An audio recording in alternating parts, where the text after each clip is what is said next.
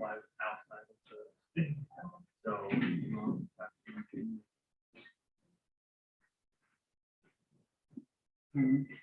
Mr. Brad Brown, on the heavy side, Oh, it's been a long day.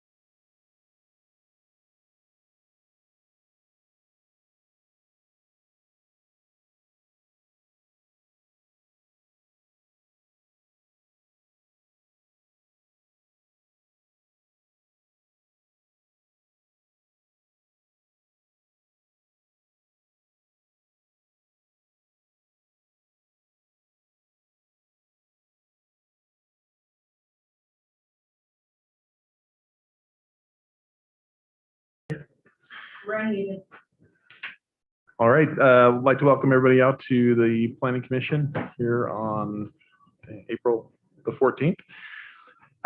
We are temporarily excusing Commissioner Boatwright, who will be joining electronically, hopefully here in just a few minutes. To get us started, I've asked that Commissioner McFadden do give us our Pledge of Allegiance, so she'll join. pledge allegiance to the flag of the United States of America and to the republic for which it stands, one nation, under God, indivisible, with liberty and justice for all. Thank you.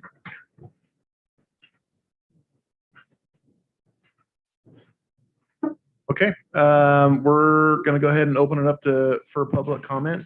And just as a reminder, please be respectful of the guidelines, of which, keep your comments to 3 minutes or less.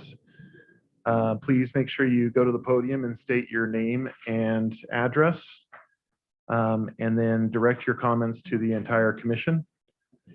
And then we will listen closely.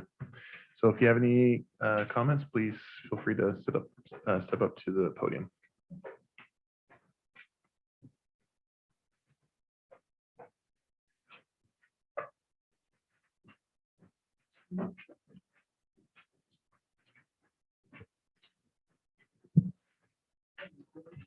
Paul Sturm, 2527 Deer Run Drive. I have two basic public comments.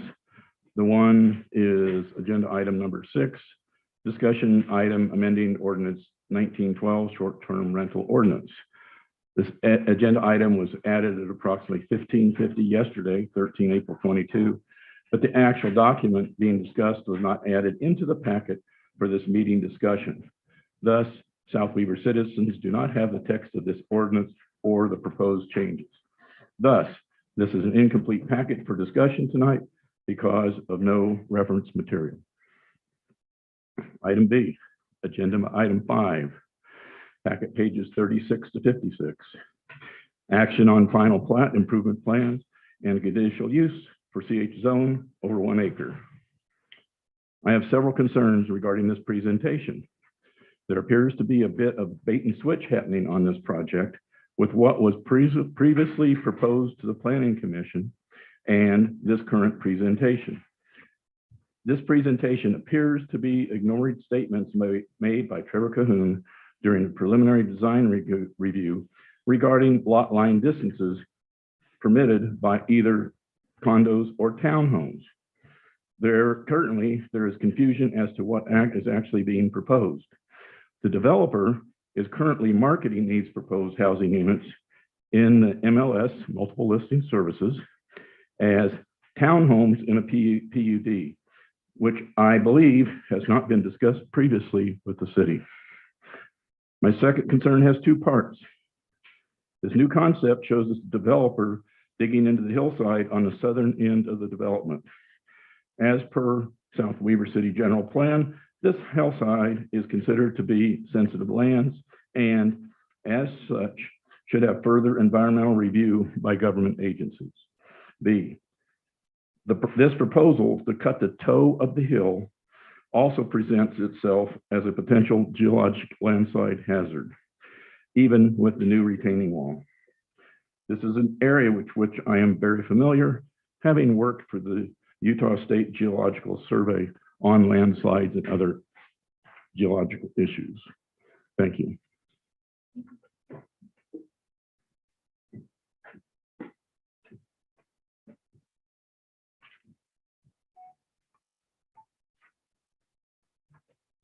Any other comments? I'll look for a motion to, do I need to do that? No. All right. Sorry, never mind. I will just close public comment. And I'll get there eventually, and then I won't have to ask for direction. All right, next item up is item number 3, approval of consent agenda. And I'll open it up to the commissioners if they have any comments or concerns with the agenda items. I don't have any concerns. Commissioner Walton? No concerns? No. Commissioner McFadden? No. Okay, neither do I. Look for all in favor. Do we need to make a motion? Is it motion? So I'll make a motion that we approve the consent agenda for the Planning Commission meeting of March 10th, 2022. I'll second. All in favor? Aye. Aye. Aye. Okay. Thank you for that. All right, next up is item number 4, public hearing and action on preliminary preliminary plat improvement plans and conditional use for Pedestrian Farms PUD, 25 lot plat, combined RL, RLM, and R7 zoning, 13.06 acres, located approximately 6950 south, 475 east, by applicant Timothy Grubb. And I want to turn it over to staff for initial comments. Okay, so this project is my first PUD in South Weaver, and some of the Planning Commission's first, we'll go through the process. So as we review this project, the lots are in compliance -1 area, and that is the setback requirements, which is a variant or an exception that the Planning Commission can grant on a site plan or a preliminary plat for a PUD. That's kind of the one thing as a conditional use permit application with the PUD process is that you have the purview of looking at lot width and the setback requirements for that. The lot widths are all within compliance of the code. The only area that's not, that doesn't follow code strictly is the setback areas, but again, that can be a variation of the project. The project is 13.6 acres. If you looked at the plat, the total platted area isn't that 13.6 acres. It is less than that, and that is because there's an existing agreement between the developer and the city regarding Candy Meadows West Park. The developer in that agreement gifted land to the city for a future park a little over 20 years ago. And in exchange, the city will allow the development of that adjacent area to include the park as open space requirement for the project, as well as include it in the density calculations and the lot calculations for the project. So with a PUD, the developer can spread that density throughout the project. The uses don't have to match the underlying use exactly as they're dictated on the map, but those uses can be clustered in different areas within the PUD. Yeah, do you want to pull up the plat? That probably will be great. A couple of items of note is that the development indicates a twin home. These are two lots located on the northern portion of the property in question. These are they're noticeable because they're very narrow lots. And a twin home is anticipated to go in that portion of the project. A twin home is a allowed use within a PUD and an allowed use within the R7 zone, and so therefore is able to be placed in the PUD under those considerations. Another consideration is that there are 6 units on one lot located on the southern portion of the property next to Peterson Farms Assisted Living. Those are one lot. They're not being separated out as individual lots. As we discussed with the developer on that lot itself, originally they had proposed separate townhome lots for that property, but with the passage of the private right-of-way ordinance and the constraints with the private right-of-ways, even with the grandfathering of the previous code because of their entitled use of the code, they didn't have enough clearance on the right-of-way to make the private right-of-way go back into the property and front those townhomes. And so they created a separate access road so they'll maintain ownership over those buildings on the property. It isn't being platted as a condo plat, so those will be a for rent product with the dictates of the code there on the private access of the private road ordinance. Oh no. Yeah. The entire development is being done as one project. It does not have any phasing with it. There is an existing home on 475 East that will be removed in order to connect the proposed Iris Lane to 475 East. 475 East will have some additional patching required to install storm drain, secondary water lines. One area that will be needing to be considered by the Planning Commission tonight is the 15% landscaping requirement for the R7 portion of the property. So with the PUD, it's kind of funky, but we look at the underlying zones and we still have to require the underlying zone subdivision requirements and the zoning requirements of those. But the R7 zone being included in this project, a portion of the project does need to include landscaping typically that will be happening on the open space of the project. So the caveat to this project is the open space was donated to the city as a park, and so the landscaping requirement is a little bit difficult to meet.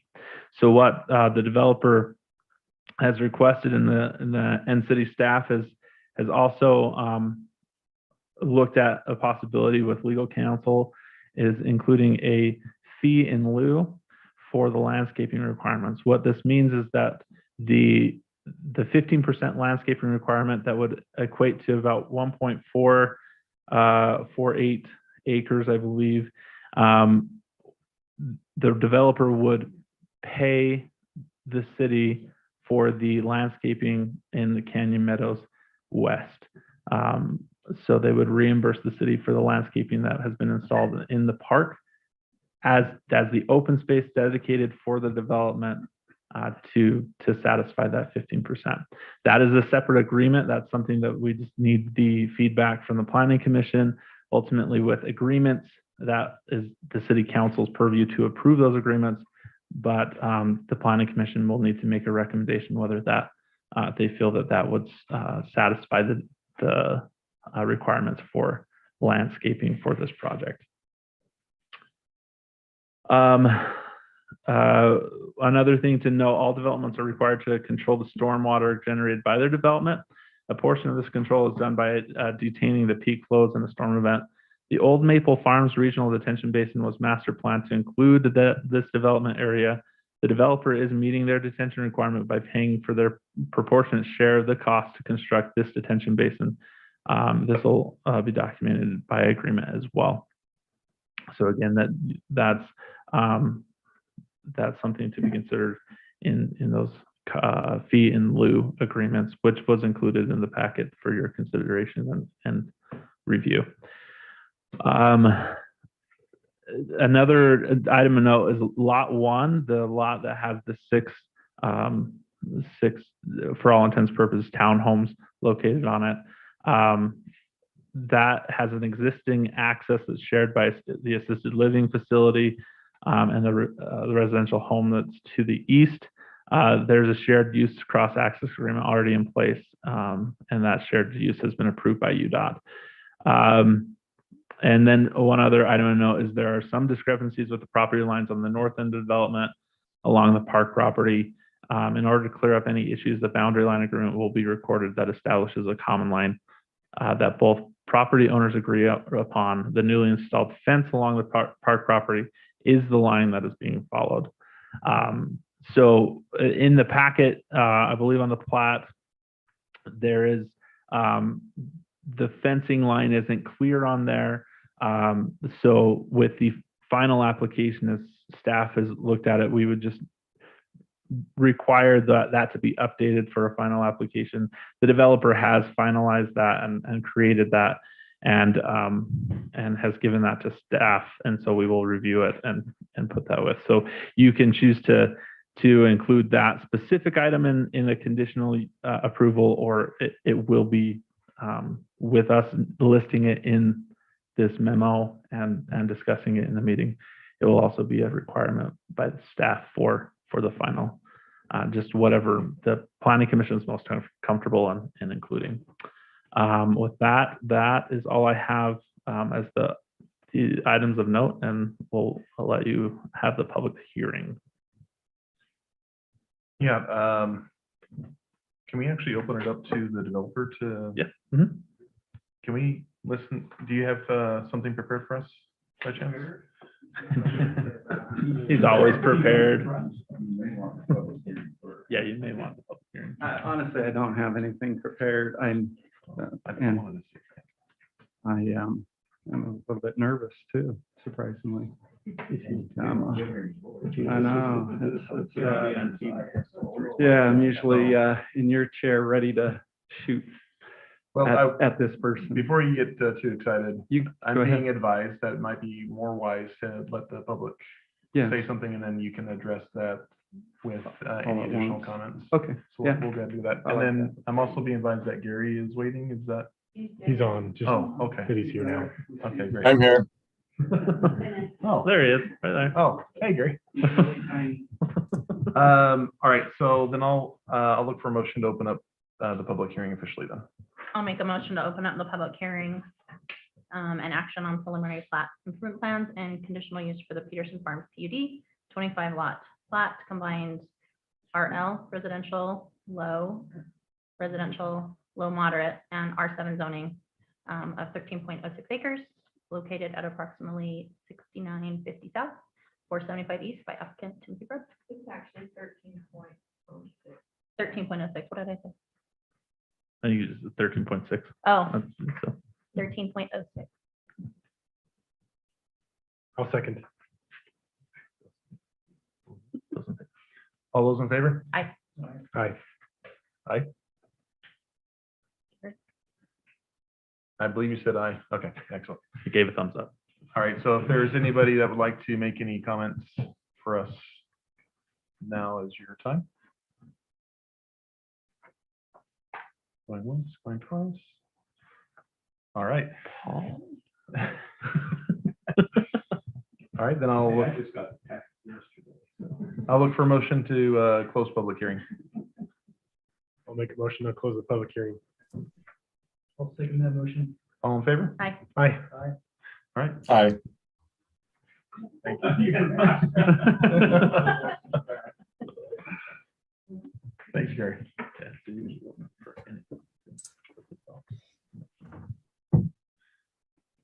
All right, so would you happen to have anything else you'd like to add to what staff has said? Sure. Or- Yeah, and my name's Tim Grubb at 6926 South, 475 East, South Weaver.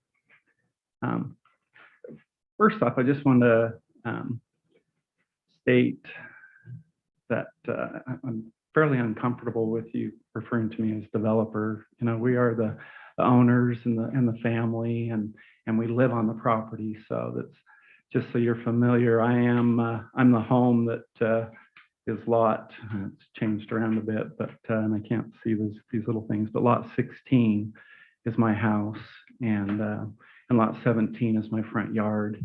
And in all honesty, you know, we platted it as an additional lot, so at some point, you know, I could sell that off as a lot, but right now it's our front yard, and we like it. Well, unless when I'm mowing and weeding, and sometimes I'm like, I am going to sell it. But and then lot 2 is of course the existing home that Trevor referred to, and that's a home I purchased about a year ago and made it part of this development, and I did the renovation on it, and my son has purchased that. So again, we're surrounded by family and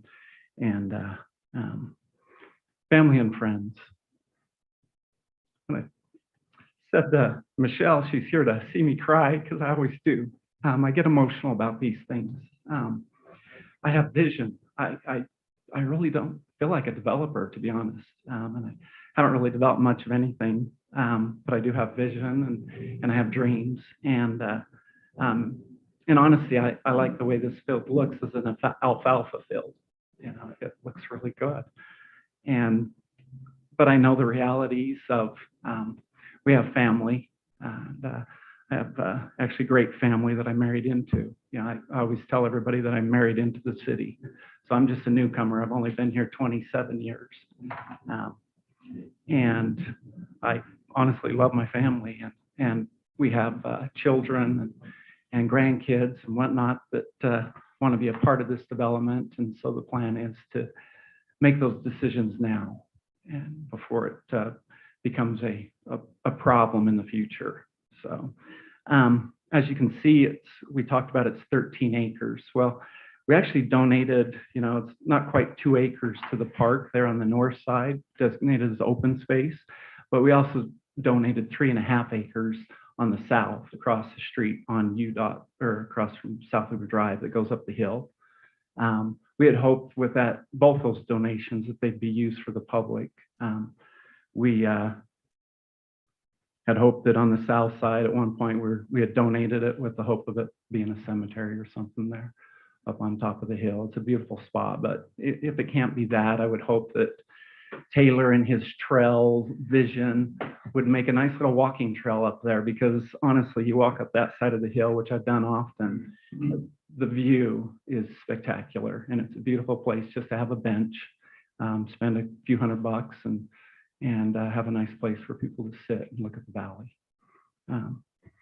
We aren't needing all of this open space that we donated, of course, because you can see we would be allowed to have 35 units on this property, and we've only designated 25. We've allowed, you know, an extra 10 just to go to the wayside, and I think most developers would eat that up in a hurry. So that's why I'm not a developer by any means. We want this to be a beautiful place, and in all honesty, I love diversity. I love our town. You can put it on the record, but I love the few apartments that we have in this city. I love what little commercial we have in this city, and I love the mix. I love people, and I love their circumstances. And I tend to look at property and have dreams, and I think a good solution was to have some single-family homes, and then I looked at the small parcel that was between the assisted care center and the existing home on South Hoover Drive, and thought that might be a better spot for higher density and not a single-family home. I actually went to UDOT a little over a year ago. We've been working on this development for about 20 years, but vision-wise, but a little over a year ago, and actually had initial approval to put anywhere from 12 to 15 units on that parcel between the care center. And they said, yeah, the road can handle it without any problem at all.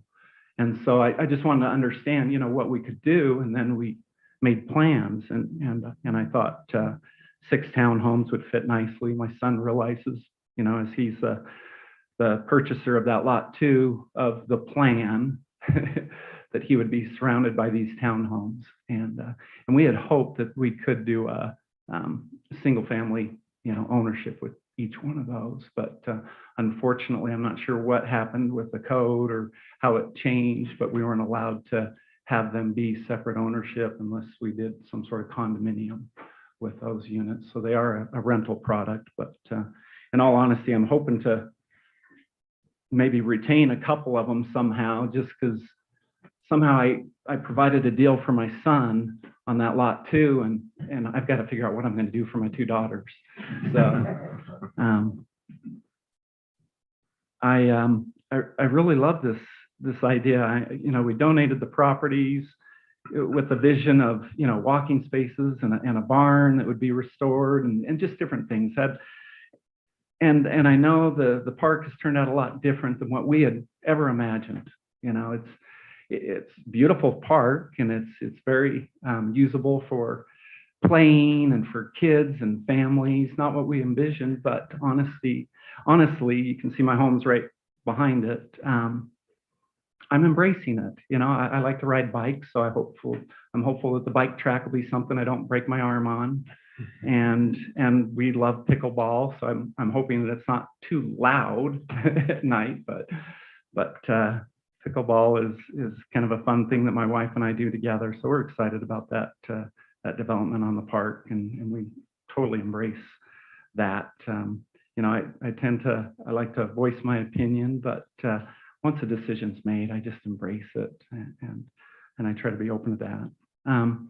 I think there's a couple things I think Trevor mentioned that you have to decide upon with this being a PUD, and we specifically looked at this being a PUD so that we could play around a little bit with the homes and clustering and doing some of those things. We had the small lot on the 2 lots, 18 and 19, which are behind an existing duplex that has been there for some time, and it was a small lot, and we thought, Trevor mentioned twin homes, and I actually vision townhomes, 2 townhomes.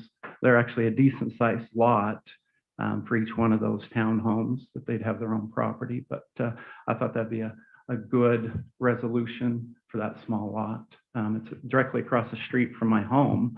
And so I in respect with all the other things that are allowed in a PUD, I want it to be a good development. We are recording covenants on this development, and I like to give people the opportunity to do what they want, but I also want to try and push people into my own vision. And so we just called out some specifications on materials and the quality and whatnot of the development. And setbacks is one of the issues you guys have to talk about or make a decision on. I like to give people that flexibility. There's a lot of different ideas out there. Your typical PUD in this city, you see townhomes across the street here, and they're actually 0 lot.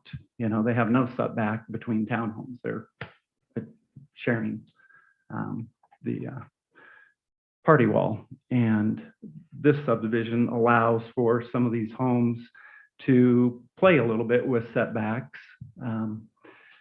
There's a lot of developments out there, to be honest.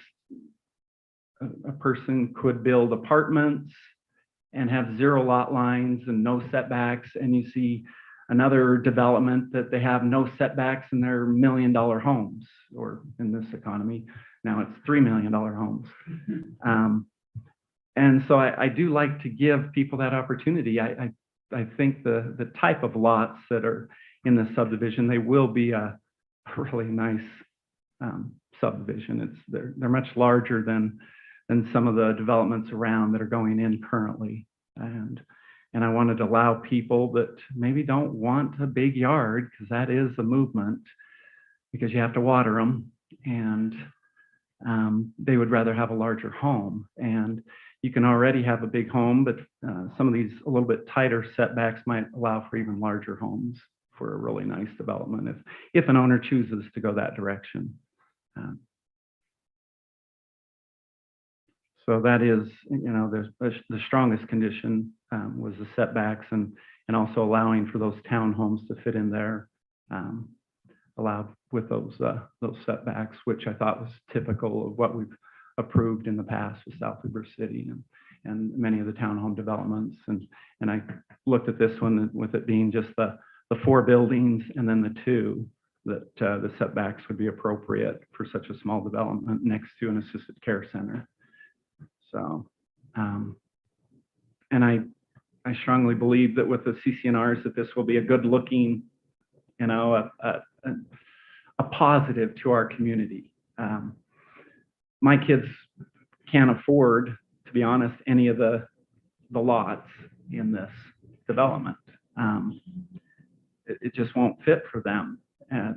But I don't think they need to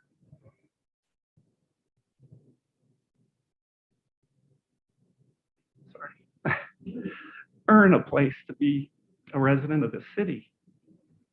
I think sometimes we need to provide for different types of people and different diversities in the city. And I'd like to accommodate that in just some small respects where it's appropriate. I want to fit the needs and the wants of the city in general, to be honest. But I do love diversity, and I love that mix.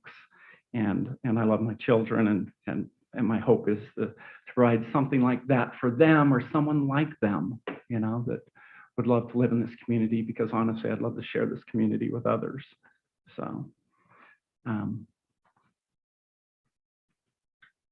I think that's the majority of my thoughts and my dreams, and a little too much emotion, I know, but I appreciate your time and your work, and you guys are just on the firing line, and I don't look forward to what you guys have to do and some of your other agenda items. Those are no fun, but hopefully this one's not painful at all for you. But that's all I have. If you have questions, I can stay here and answer any of those. Yeah, that'd be great. Thank you for your comments. And I guess I'll open it up to the commission to directly ask Mr. Grubb if you have questions for him directly, and then we can move on from there. Want to go first? Yeah, go ahead. All right. Tim, just number 1 item on my notes here is, where's the trail to the park? Yeah. Wondering if there's a way to provide an access that's not out onto the roads. I was gonna ask the same question. Yeah, so there, of course, there's parks that surround this property, and there's sidewalks that will be, the natural way to go to those. In all honesty, we had hoped to provide some sort of access to the park through some of this development, and that was on some of our initial plans. But we had such stringent requirements on any of those, and the city wasn't willing to take that responsibility with, as far as the staff goes, as far as maintaining those access points, that we were having heartburn, that we were being required to put in lighting and improvements and all the structures that would be required, but then have to maintain them over a long term. And so it became a a mute point to where it's like, you know what, we're just going to have to use the city sidewalks to walk around and get a little exercise. Of course, those that abut the open space will have access off of their gates, just like some of the parks around the city. Cherry Farm Park, there's a number of homes that back up to the park and they'll have gates that access onto it. The other homes have to use a sidewalk. It's not the worst thing in the world. So, but yeah, unfortunately, there is not a corridor.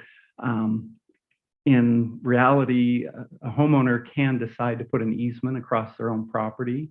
And my wife and I have sat down and talked about running an easement through our lot to allow people to access the park. So, but that's not something that we wanted to put in writing or present, knowing that the sidewalks will handle it. We have improved sidewalks now all the way around. When I built my home, I was the only one that had sidewalk on 475 East, but it's changed, and we have it everywhere. So it's a good warm up to use the sidewalk to get to the pickleball court. No, thanks, Tim, and thanks for the additional insight there on that issue. The other question that I had, is there just one monitoring well on the property that you know of? There's two. There's one right behind the fourplex townhomes, and then there's one on lot 20. And those actually need to be removed. So the testing wells need to stay, but they actually, been talking to the engineer, actually shouldn't be easements for them on the recorded plat, because the access to those are covered through the lease agreement with Hill Air Force Base. And there's actually testing wells all over our city, and you don't have platted easements because those leases change. Leases can terminate. In fact, these do terminate. And so you wouldn't want to actually have an easement on the plat to access these forever, when the lease agreement will cover the access for the particular homeowner. So whoever purchases lot 20, they will enter into a change of the lease if it still exists, because we're actually in discussion of terminating some of those leases because Hill Air Force Base isn't needing them. You know, they're sending us reports every few years, and they're saying, yeah, we're not finding any contamination. There's a huge testing trench up on the hillside that captures all the groundwater, and then they recirculate it back up on the base, and they do their cleaning, and they're not finding anything. When they ran all these testing wells out in the fields just to see if anything was escaping, they just are not finding anything. So they like to keep them on the property just to show that they are making an effort. And I think it's important that they do that. And so there may be reasons that they'll want to keep those on there. There is a financial benefit to the person that owns those particular parcels. So it's small, but so there's reasons that if you owned it, you're like, sure, if you're going to walk on my yard once every year or two, yeah, go ahead. Well, you can pay me. Sure. So, but yeah, those are the two, about 20, and then right behind the townhome. So. Yes, please do. So I just want to clarify on this one, because this was actually one of the things that I had a question on. Sure. So neither of the wells on lot 20 or lot number 1 are active?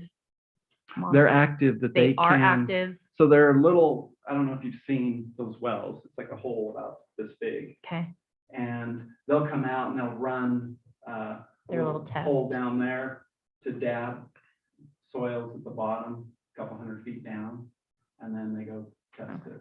and So, this yeah, they isn't something that's currently use fenced them. in, or it's just kind of like No. a, Right now, there's Conduit. bollards around them, so our tractors don't hit them. okay, But as soon as you develop, they remove the bollards and you don't even see them. There's, yeah, if I could show you some around the city, they're typically like a little metal plate in the sidewalk, is just like a typical utility. So somebody, yeah, if they own that property, there's going to be a little metal plate that covers the opening okay. with a little box of concrete around that metal plate. So somebody would have to landscape around that if it's lot 20 or lot 1 would be part of the common area, so. As long as I've been on the RAP committee, they've reported 0. Portable on those two. And I have my house tested every year. I have the assisted care center, so we're kind of involved in that. I actually designed the assisted living center, so I tried to make it look pretty. So, so I get those tested every year, and we get 0 results on all those tests. So, I just didn't know if there would be any requirements coming from Hill, knowing that they've got the sites on both of those lots, that we would need to make sure, whether it's in a protective easement. Yeah, and or we've- things like that. but- we've talked to them, and they just are like, don't eliminate our wells. And we're like, yeah, we won't. We're in agreement with you. And so they just want to make sure that they have access. So, and we'll do that. So lot 20 may have an issue if they have a pit bull. So, So as long as they're recorded on the plat and then they have the lease document. so that's the thing though, is we don't want to record them on the plat because they could go away. So they're usually secured through a lease agreement. So I would recommend that we remove them from the plat. And I haven't talked to Brandon about that, but Yeah, so are there any concerns? Because even if it's recorded on the plat, if they do ever go away, they can just be removed. that's just such a process, removing an easement from a plat. Yeah. Well, I mean, just the point, not necessarily the easement recorded on the plat, just the point that says that's where the Yeah. land is. And then if they have a lease agreement. Right. that would probably- Yeah, something, or maybe we could add a note to the plat just to say there's some sort of, possible. We would want it on there just to notate so that. And I then have agree. Something recorded later. that Right. was removed. And I don't want to say that I don't agree. I completely agree. I just want to do it in the appropriate fashion. So, All the questions I had. Thanks, Tim. you got it. Thanks, Sue. I thought you were gonna like Commissioner take off some more on my list. Okay. Well, give Um, me your list and I'll do that. I know, these are more just questions that I had, I was curious about. With the plan that we've got right now, I know we've got a lot of different zones. And each of the lots, it doesn't indicate what the zoning is for that specific lot. And I think that's something that would be That's- helpful to know. So if you notate on the legend on this plat, there's cross hatches, and slash and hash marks. Yep. Those we should have- indicate what zoning it is. Indicate what page you're on, just because I want to make sure I'm looking at the right one. Whatever on 34? the screen. I can't remember what page it is. So kind of the nice thing with, I mean, not to interrupt, but I did. No, you're fine. You're fine. With a PUD, and that's one of the bonuses that a developer likes about a PUD, is they can take all the different zones and just kind of mesh them together. So, but yeah, on the plat, it shows the zoning data, and it has the acreage for each one, and then there is a hash mark on one of the plats that shows actually where those zones are. So, If you can look There we faintly go. on from lot 7, 8, 9 southward, those are all, Gotcha, most gotcha. of them are all the crosshatch, R7, and then you have some of that is the RL, Okay. lower than that, and then up above that's the RM. So there's, So it is designated. it is designated. Thank you for pointing that, because I honestly didn't, It's very. yeah. yes. So in a nutshell, I can tell you, kind of It's halfway through designated. the subdivision, you have lots, there's 7, 8, 9. Those lots and everything south are the R7, except for lot 2. And then north is the RLM, and then your RL were, I think is some of the open spaces that were donated. And there may be, I thought there was some A for the hillside, Yeah, I believe that's on the hillside, it's not. that's up south. The open space is notated on the development, but it's not included in the plat because it's already been granted to the city. So just as a note, that's why it's not included in the whole plat, because we already have ownership of that. But we have the. So we had a separate agreement 20 some years ago, and it just stated we were going to donate, but we'd like to be able to use that open space in our counting for density calculations and whatnot. And initially, we just donated the property, but then the city said, well, we'd like to maybe sell some of the donated property, or we'd like to lease it for horses, or we'd like to tear your barn down. And so as part of those conditions, we conceded to say, well, let us use it for density calculations and things like that. So that we could do a PUD, and it wasn't to actually get any more units. It was more about the ability to cluster. So. This isn't really a question, this is more just a concern that I had, Sure. was over digging into 475, obviously for the utility trenching. That is probably one of our newer roads that was completely redone. It's really nice. I live on I 475. know. So I just have concerns over digging it up. I'm worried that patching may not be sufficient enough, but that's obviously more of an engineering sign off on. And we have certain But- patching requirements that we have to follow. Yeah, the patching requirements are city standards, so they have to match. And if there's any. I just hate digging into really I- nice new. I Well, agree. Can I give you a side note though? Yes. On that, we had a home built just across the street from us on the other side of 475. And of course, they went into the street, the Angela and Larry Burke. And so they cut into the road for their sewer line. And to this day, it was the best thing because they patched it and it created a speed bump. And I loved it. Let everybody know. I loved it. Tim's just doing his part for traffic. And So I what wish you're saying is this patching will also serve as another. they speed came bump for back the and city? fixed that patch job because it did sink. And they fixed it and leveled it out. And that was the saddest day because I live right across the street. And I'm just like, oh, why did they eliminate that natural speed bump? And I honestly, I love potholes and speed bumps because it catches people that shouldn't be going as fast as they go off guard and knocks their rims crooked. And it's like, you know what? It could have been gravel and be grateful that it's paved. Slow down. So. And then I'm just going through because it looks like, so the existing home on lot 2 is staying. It's not being, Yes. okay. Please perfect, go 'cause your look at son that was there. home. I was gonna say, it looks beautiful. So I would, Okay. at first I was like, is that coming down? That would be really sad. I actually was told by the city that it should be torn down originally. Well, And they thought I was originally, not coming now. in to, They yes. should be doing it. And they thought I was doing a demolition permit to remove the home. And I said, no, I'm going to renovate it. And they're like, seriously? And I said, you wait, you just watch. And I will give anybody a tour of that home. When It's it's all so done. cool. Okay, so I just have 2 more things. Yes. One is with the assisted living. Yes. And it's with that shared access driveway, that obviously still has the shared access with the home that's on lot 2. With what's being proposed with the 6 townhomes there, that's approximately 12 to 24 cars plus guest parking, because there's no driveways, correct? It's all just garage space. And are they 2-car garages? 2-car garages, and then we have additional 5 stalls. So we're required to guests. have a total of, was it 14 or 15? And we ended up with 17 stalls. Somewhere. So we've got an extra 3 stalls that we provided there. We also, the assisted care center actually was not approved with this access point. Mhm. And it is not part of its allowance. We just allow them to drive through this because it works a lot better for them. Mhm. So in reality, it was approved with just one access off 475 East. Because that's what was concerning me a little bit, was that right now, obviously with the home that's on lot 2, it's 2 to 4 cars. And now we're basically going up 12 to 24 potential plus the guest parking.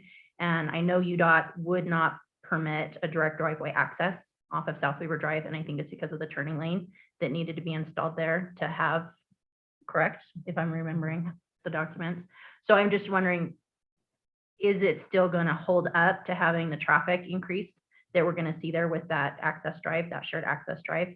And is that a Definitely, concern? because we actually did approach UDOT Okay. about that specific issue and got approval. And, And in fact, UDOT said it's okay, there's no problem. oh they yeah, can yeah, support that level of that's in traffic. fact our last 6-month hold Okay. was to get the actual document, because I did get approval from UDOT and they actually would approve it for 15 units. And we have a conditional access permit that was On issued that? by UDOT, we have it in our hand. Yeah. Perfect.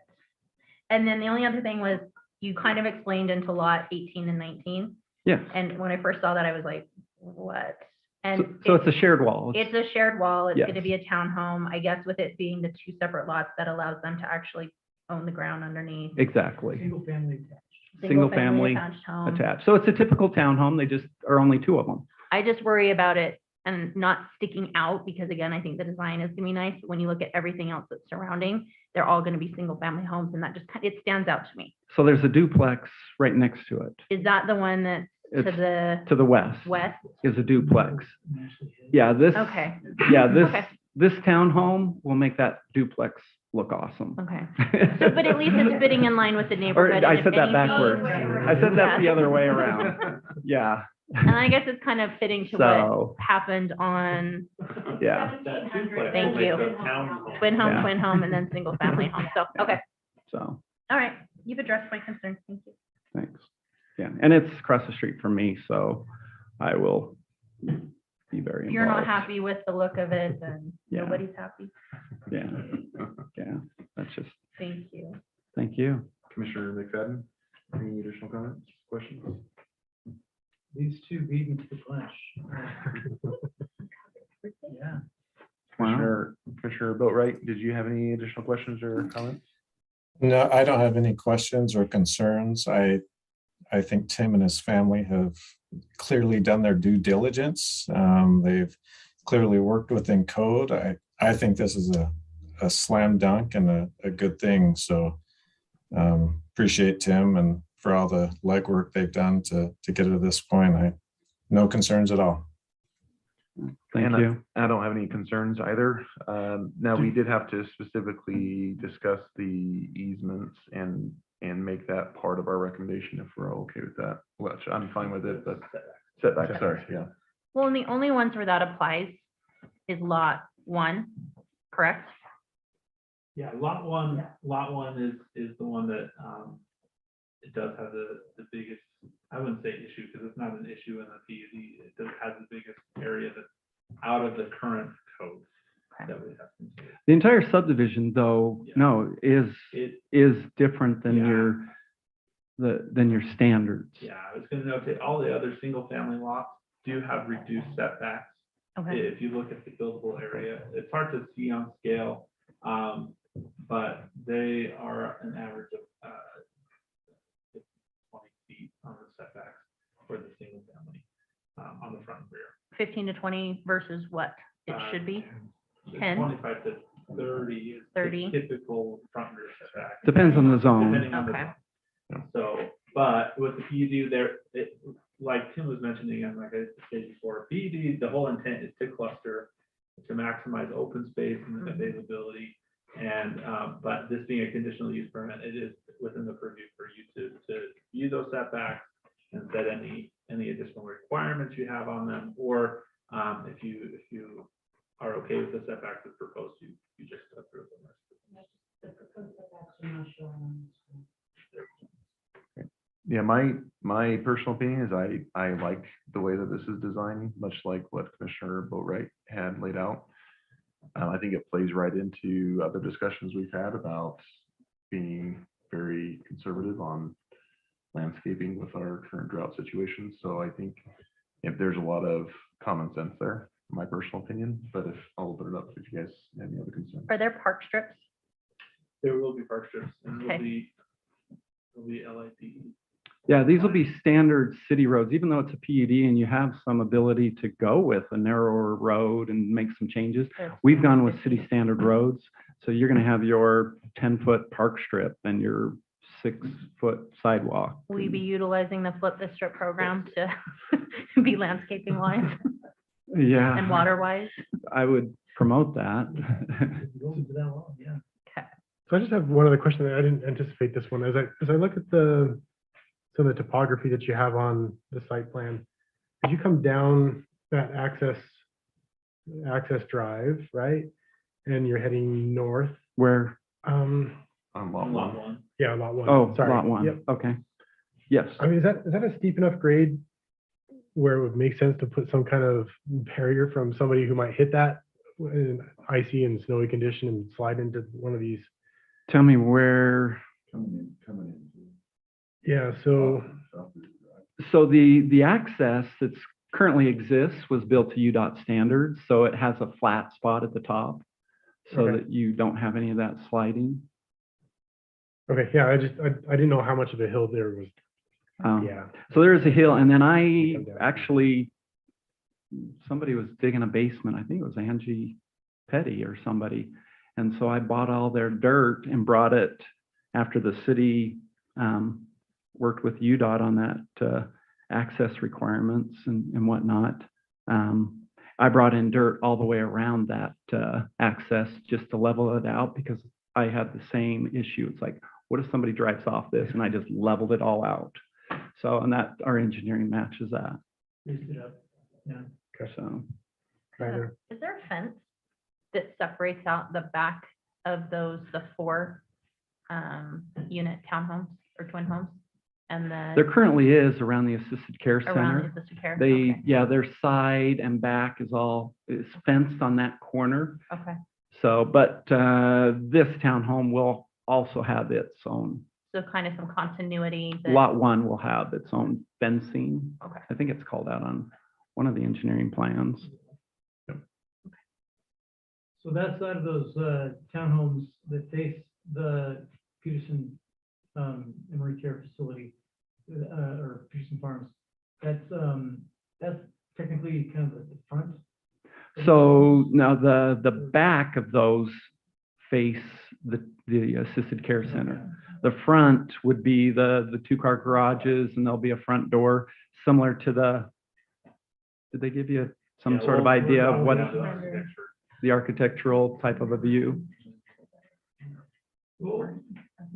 I have one on the floor over there if you want to. Oh, so there, the front, Marty. So there on the screen, maybe it's in front of you now. That's your front with the garages, and those face east towards lot 2. Classy. Except for the 2. The 2 face the other direction. Yes. I saw those and I thought they were homes. Two-family homes. Yeah.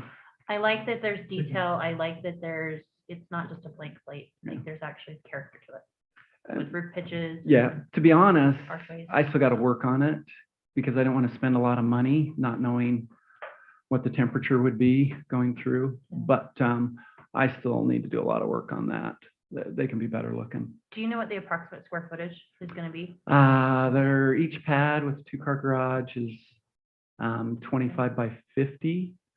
So minus out the garage portion. Yeah, it's been a while. It's on I think it's on, oh, maybe I only gave you those pages. I don't know if they're 1,600 or more square feet at least. They're a 3-bedroom, 2.5 bath. Okay. Yeah. Gorgeous units. So, Yeah.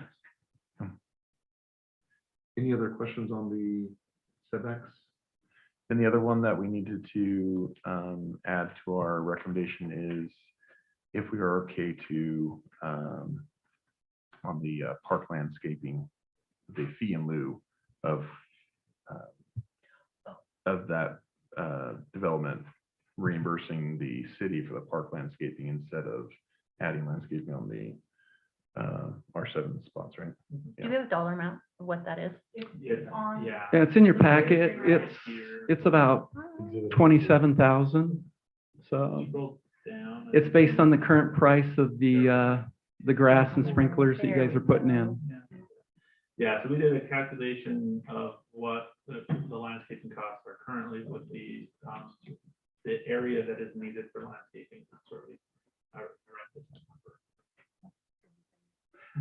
And then your storm drain detention was 34,000 to pay towards that detention that's already in place. So Is that sufficient based on the conversation that took place on Tuesday night with city council for the storm drain okay. I just want to make sure we're covering our bases. There was one other item too, if nobody else has any. It was the boundary easement discrepancies that were along the property lines on the north end, along the park property. So is the fencing that has been installed, that is going to be the yes. Yeah, the current recorded- park fencing is gonna be the boundary line. And there's agreement in place that will be, everybody's on the same page with. Yeah, I've given the agreement to the city. Just one of the exhibits that was in the packet didn't show the new fence. This is the correct exhibit that shows the new fence. The exhibit in your packet showed all the old fences, which actually are gone. So this was sent, I thought, but I don't know where it ended up. So I'll have to resend it so you guys have that. So, but yeah, it matches. It matches the. What was shown in the packet was where the boundary line will be. Not where With the red old Yes. fences were. Okay. The red line is Are where, out now. yeah, is the updated corrected. yeah, the red line is the newly installed fence. The beautiful black chain link. No sarcasm. Any other concerns or questions there? I guess just for everybody's benefit, understanding that stormwater detention costs in lieu of, what, like, could you give some more detail on just like what is being traded there? So nothing traded, it's just when when the city planned for that regional detention down in Old Maple, Brandon made sure that it could handle all the subdivisions being developed in that area that we could possibly foresee at the time. And so this property happened to be one of those properties that he considered would be part of that regional detention. So now, as we are finally doing our development, we are paying our portion. So it was in play for quite a few years. So it was just foresight and planning by the city. Rather than have all these little pocket detentions that are unusable, they tried to make bigger ones that could be hopefully more kid-friendly and whatnot, not just be a hole with a fence around it. That's awesome. So, That's really awesome. No, and that's your staff, doing that. So now we're the ones just writing the check. I'll take that one back. But I mean, it helps us. I write a check, but I gain a lot. Yeah. So. Any other questions?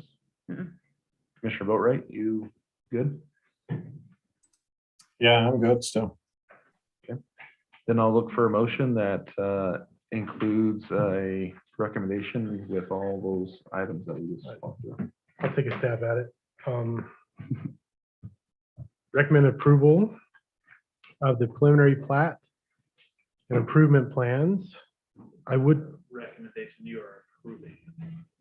oh, we're approving it tonight. I'm sorry. Yep. All right, approve, make a motion that we approve preliminary plat and improvement plans. There's just two issues that I see on the plat that I just wanted to clear up before we go to final. And that was, I'd like to see a acknowledgement from Hill Air Force Base about the condition of those environmental monitoring wells, because it is in our hazardous areas in the general plan. And just want to get their concurrence that the site conditions there are safe and they're not monitoring anything harmful. Also, to address the lot lines, that they look sufficient within that site plan. And then, let's see. Do we recommend approval of the agreement for fee in lieu? You can just put on there, you can include terms. And that would cover, And items noted. fair enough. And items noted, And then you don't have to go through. right, okay. And items noted within the letter provided by city planner. Items 1 through 11, if you want to be specific.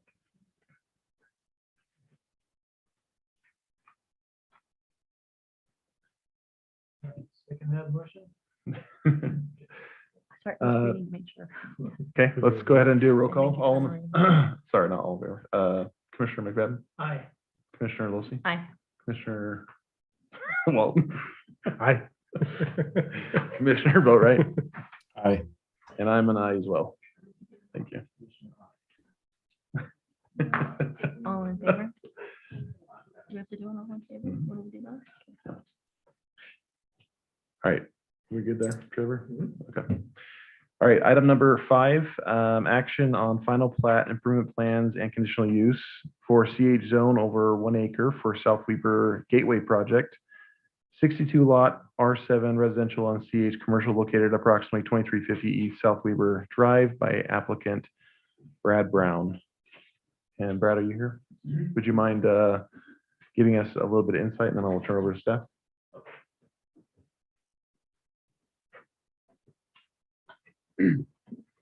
Thank you very much.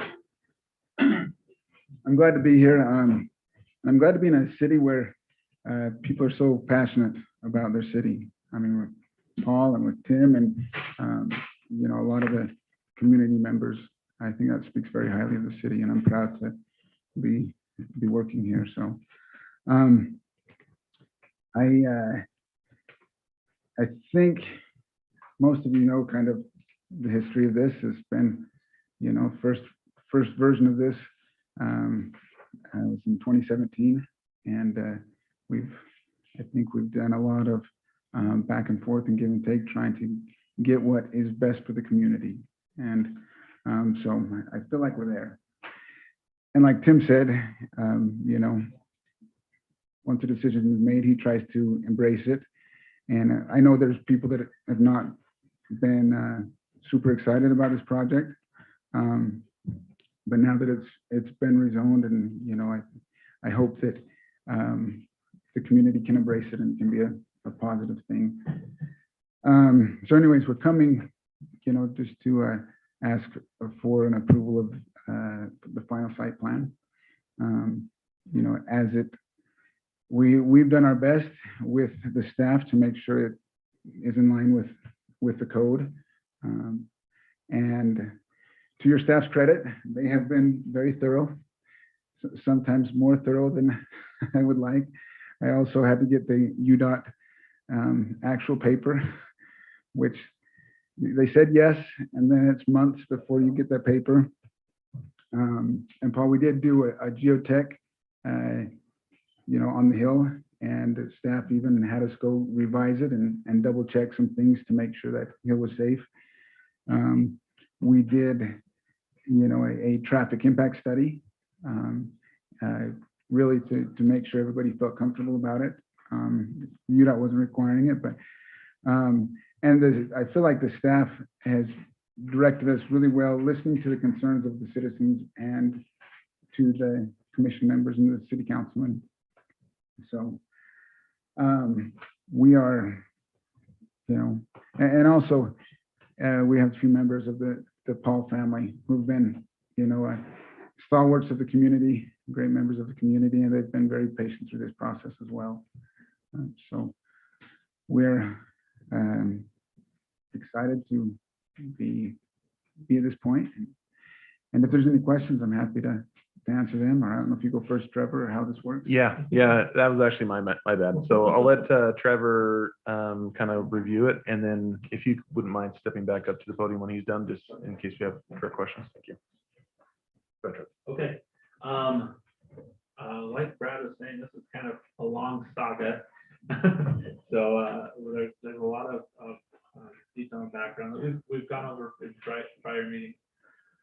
Some items of note for this final plan that's been submitted is the developer has reworked some minor shifts in the layout, reductions in street length to allow for more setback on the eastward unit there, which stated previously, because it's the one lot subdivision, it would have complied previously with the preliminary, but they wish to move that. If in the future they want to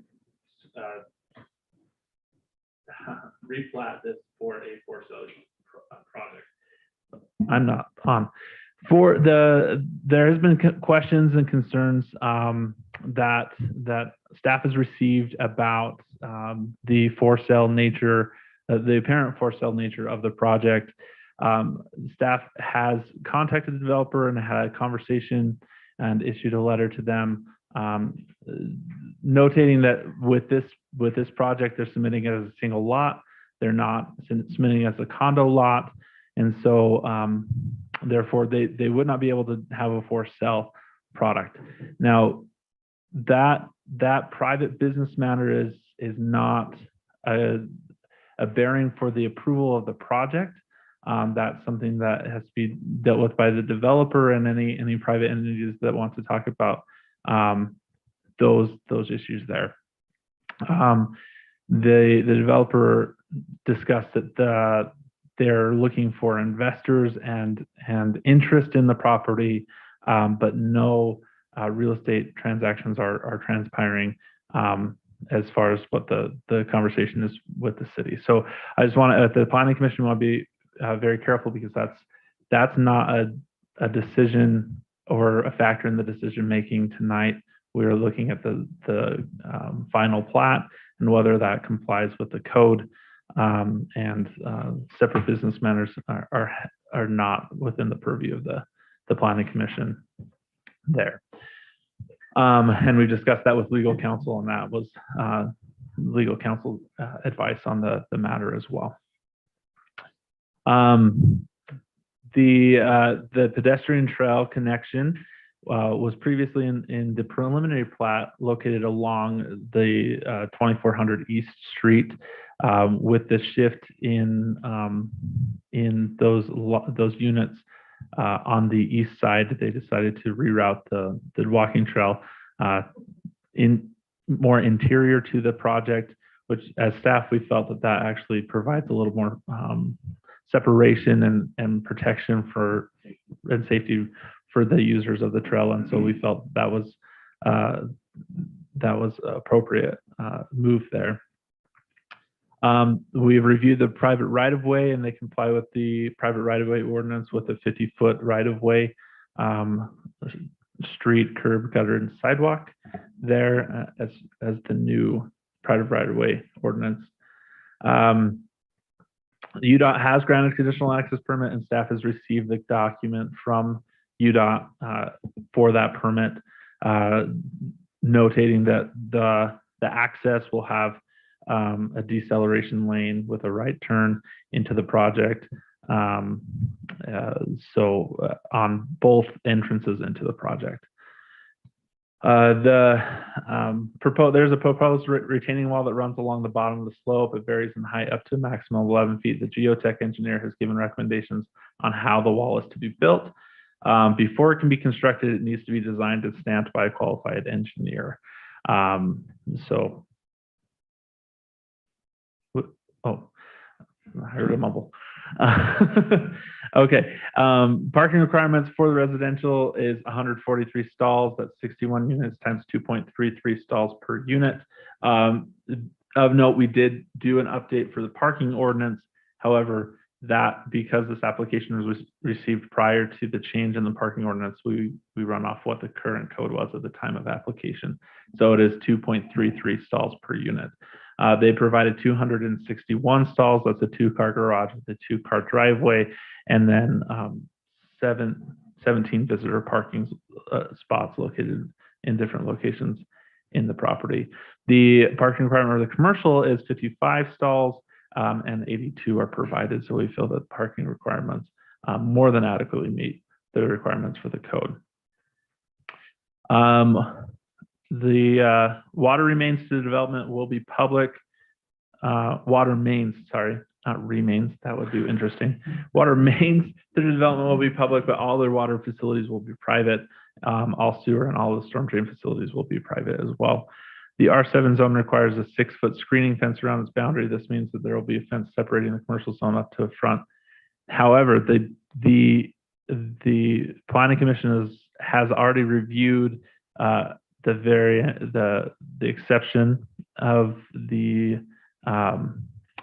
buffer area in the commercial to allow for a 3-foot screening fence on a 3-foot berm. And so that was a previous recommendation from the planning commission to approve that.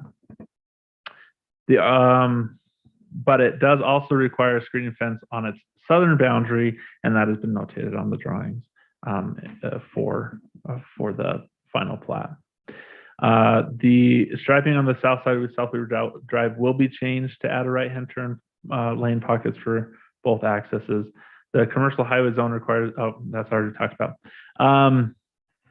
As we've reviewed this a lot of times, as Brad has talked about, we feel very comfortable that the requests follow code and meet the code, the various ordinances for both the CH zone and the R7 zone. Fire has reviewed this as well, feels that it meets fire code and has received their sign off that it meets fire code with appropriate turnarounds for the commercial access as well.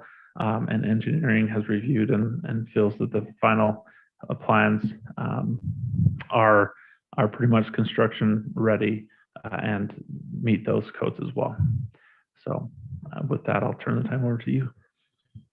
Thank you. If you wouldn't mind just taking voting just for direct questions, I'll turn the time over to my fellow commissioners for questions. I'll start with Commissioner McFadden. Did you have any specific questions for the developer?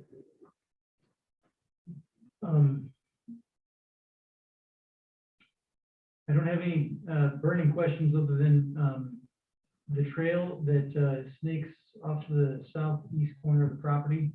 Just curious about where that goes. To the land of nowhere. So yes, that is part of our trails master plan. It does not have a connecting trail, but as it is part of our general plan, they're required to provide access to that endpoint.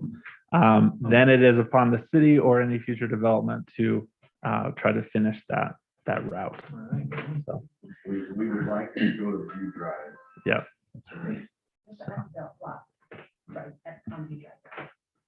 Yeah. Mhm. Yeah. And at one point in the saga, we had a development agreement going and we were going to, be required to figure out how to make that connection. But a lot has changed since. Yep. So as staff and as a city, we can only require them to improve their own lot. We can't require any other improvements outside of their own development. Commissioner Boatwright, any questions or concerns? No, I looked over the packet from City Council and I agree with them. I think they've met every code and I don't have any concerns. Okay. Commissioner Wilson? Sure. So I'm gonna ask this again because I asked this during preliminary, and I know I'm apparently not supposed to talk about what you mentioned earlier, but are these townhomes being built in a PUD or are these condos? No, it's a single lot plat. And similar to, Tim's experience, the code didn't really allow for that at this point, so. Yes. Single So lot. they're condos. They're gonna be unit numbers for each of the units, correct? They'll be a rental product. I think we have to be very careful in calling them condos because condos implies a forced sell, Separate owners. a separate ownership. And so, yeah, So if they're not designated as condos, what is it you're calling them? And how are you terming them? it's a multifamily unit that is a for rental product in the style of the townhome.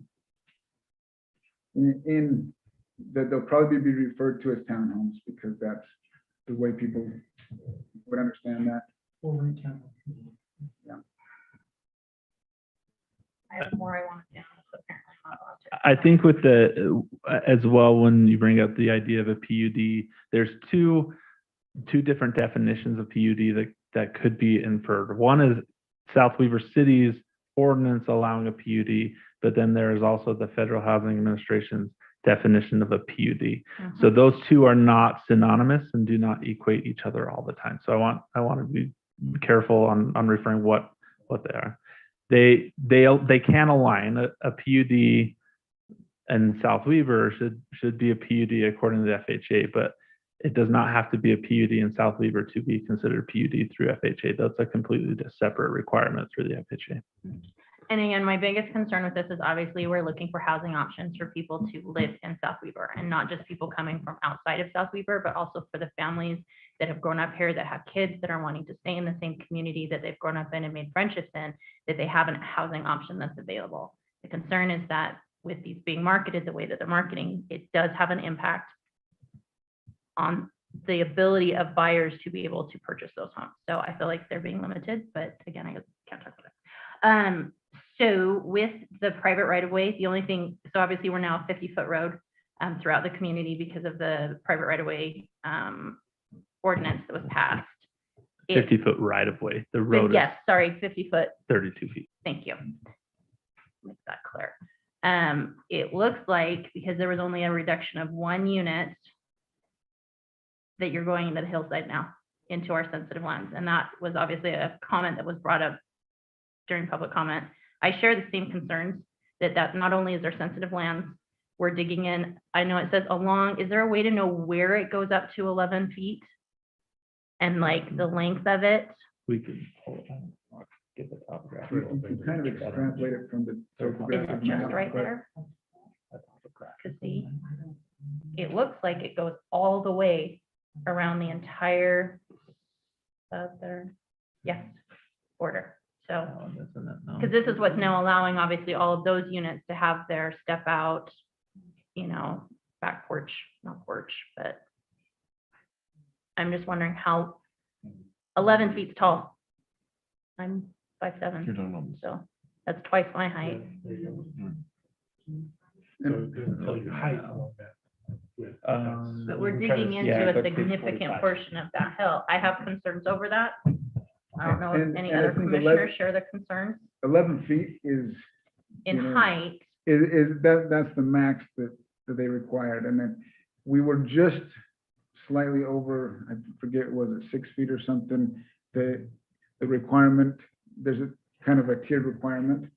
And the staff was very, you know, astute to, and they made us go back to the geotech. With the and- geotech. And do it, essentially a revised study to ensure that there was no question. Yeah, because of, Who is it that's signing off on that then? Because it did say that it needed the final geotech that what is the approving. geotech company? CMT. CMT is doing it. Mhm.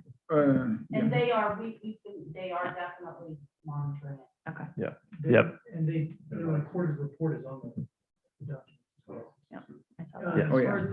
far as the wall itself, did CMT suspect that, or is that like IGS or?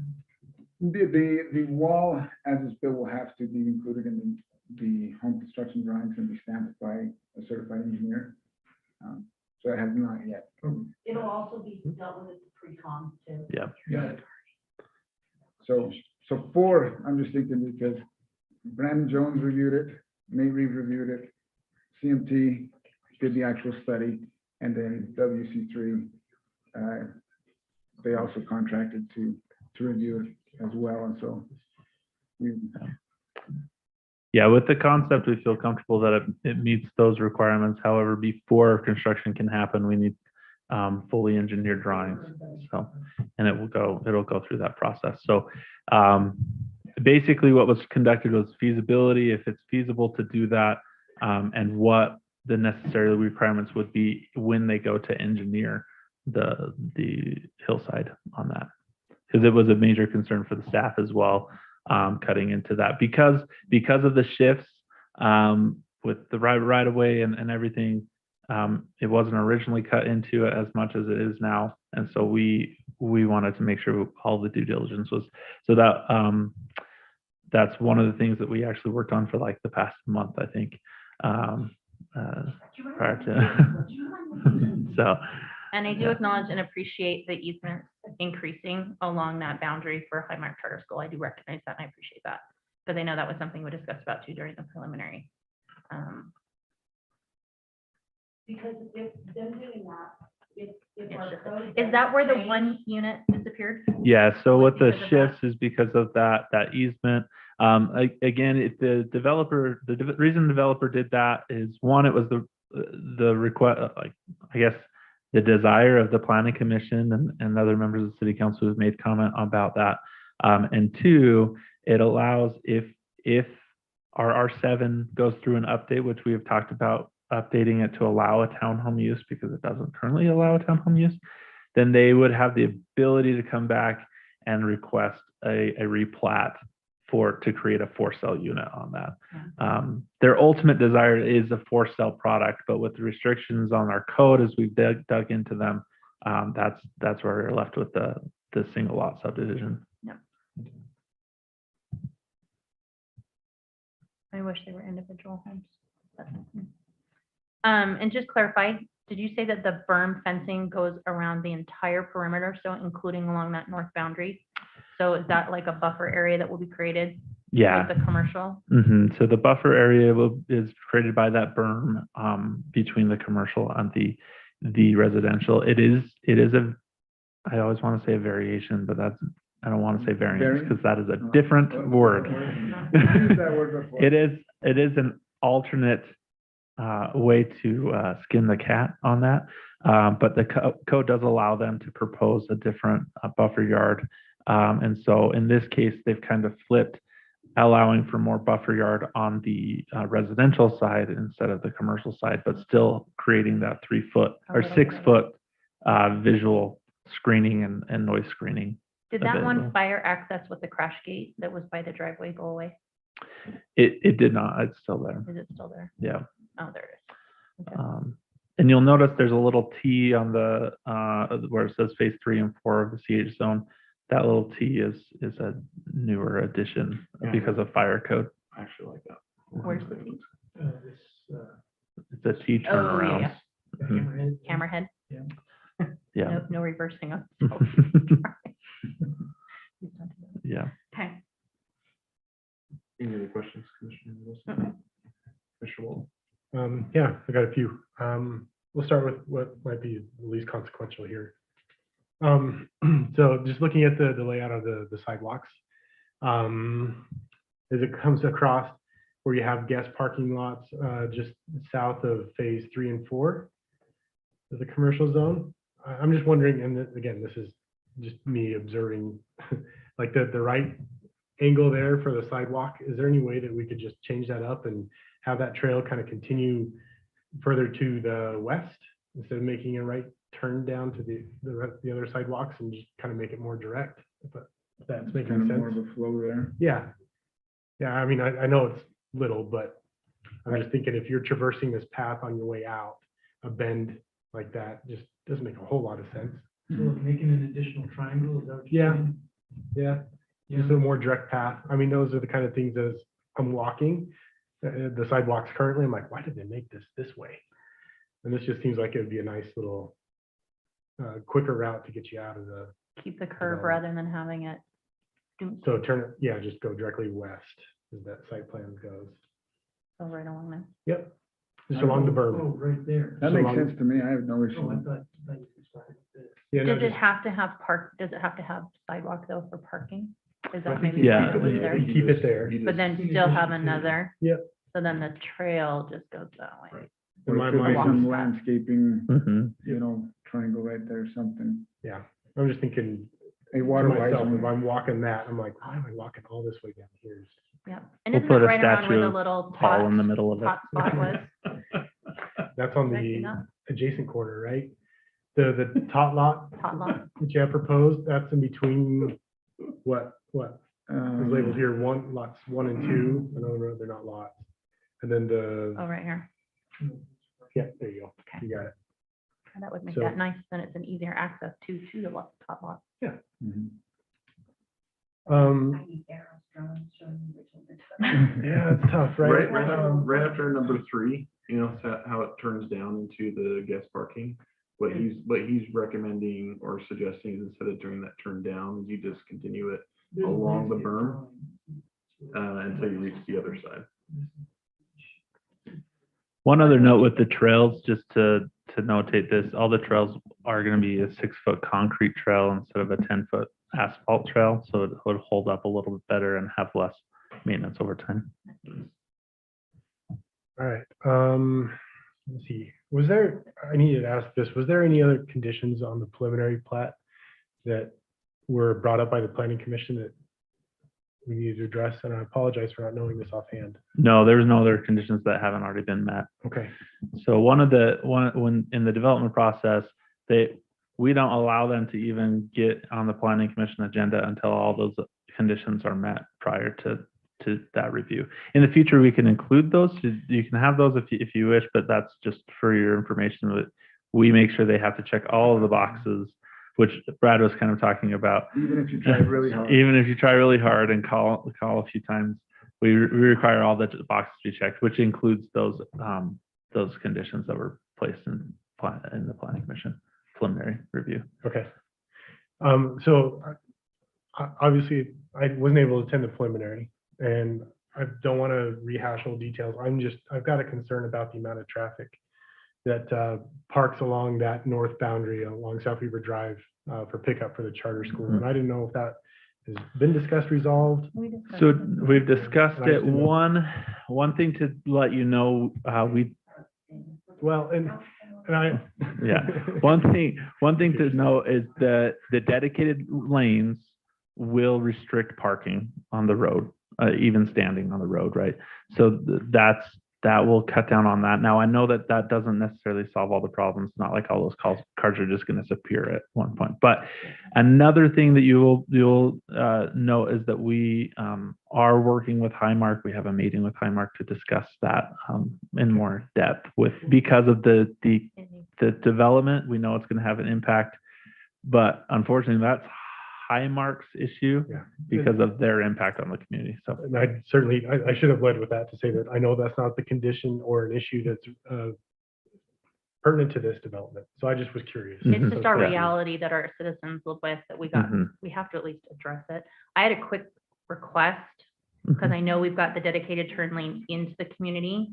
With the turn lanes coming out, is there a way to have the striping for no parking extend out to the east on both of the entrances just a little bit further, because I guarantee you're going to have parents parking in every inch possible. we can talk So to UDOT just about that. UDOT striping. I know that's not a developer, but just something to have a conversation about. And it doesn't look like, if you look on the landscaping plan, sorry, I didn't mean to interrupt. Page 54 or 56, yes. It doesn't look like, with the trees and the bushes and the berms, like it looks like it's just fencing along, right? Isn't that supposed to have the berm with trees and bushes and all that stuff? Oh, just, okay. That was my mistake. Yeah, so they've, like I said, on the buffer yard, they've kind of typically would require it if we went straight code, it would be all required on the CH side. Yep. But they're requesting that they can kind of flip the landscaping requirement on the usable residential side and then use that berm to provide. And you guys are keeping the existing sidewalk that's there currently on South Weaver Drive. along South Weaver Yes. Drive on that north boundary. Because I wish there was, because with Highmark, they actually had to, when they put in there, they have that grass strip, which obviously gives a place for snow. I have concerns here about where the snow is going to go once we're plowing, or once the UDOT snow plows come. It's going to bury that sidewalk, and where are people walking? So that's a concern I have, and I don't know if there is any area to give any kind of a park strip buffer. Plus, it would allow maybe for some trees to create a buffer for the dust and everything that likes to blow in that area. But People are responsible to shovel their sidewalks. yeah, Simple but as this that. would be on the developer, correct? The development to maintain. No, this city does plow that sidewalk. That's the city's responsibility. It's the Okay. state. No, The city puts the sidewalk in and then told the farmers to make sure you plow. okay. So yes, it is still yes, you're right. You're right. It's, yep, correct. I'm Sorry, excited I got it to- mixed up with someone else. Sorry, Brad. I almost got away with it, but I forgot. So ultimately, it'll end up on the commercial property owners to keep that sidewalk clear. So I'm guessing there's a master HOA But it's in their best. that then has sub HOA for the commercial portion of the property as well as the residential portion of the property. Yes, I believe, it's been a minute since I've looked at it, but yeah, that was approved approved earlier in the process. Yeah, the CCNRs do cover that. Snow removal and. Part of that, yeah. You had more answer. Yep, you're good. All your questions. I did have a question about the traffic impact study. Mhm. Was there any findings out of that that would be pertinent to the planning commission since it wasn't included in the packet? No, the traffic impact study was included in the preliminary, but there was no findings that what was demonstrated in the traffic impact study matched what they proposed and didn't have any outliers and was congruent with what UDOT has approved. All right. So the other question that I had was, where'd it go? You mentioned here that the orientation of the commercial has switched in your memo, and I just didn't quite understand what that meant. Let me refresh my brain. So it used to be closer to the street, and I specifically, I remember you talking about it, wanting it back when it was larger, having that street presence, and which is how it originally was, and most retail prefers to, but the code didn't, it had the setbacks were too far, so we had to pull it back and put parking in front, so. Yeah, so that was just, it flipped from what it was previously. Okay. And the flipping caused some other adjustments that we had to make to comply with the setbacks. Okay. And that one commercial building did get reduced to give the proper easements, correct? Yeah, I so think it there's was- a 10-foot easement with a 20-foot on the rear and a 50-foot on the front. So I was confused by something else that you had in your memo. You said that the roads, in the road section, that they were too narrow per the private right of way. Are we saying that they're okay? Yeah, so I believe right underneath that, let me find that note.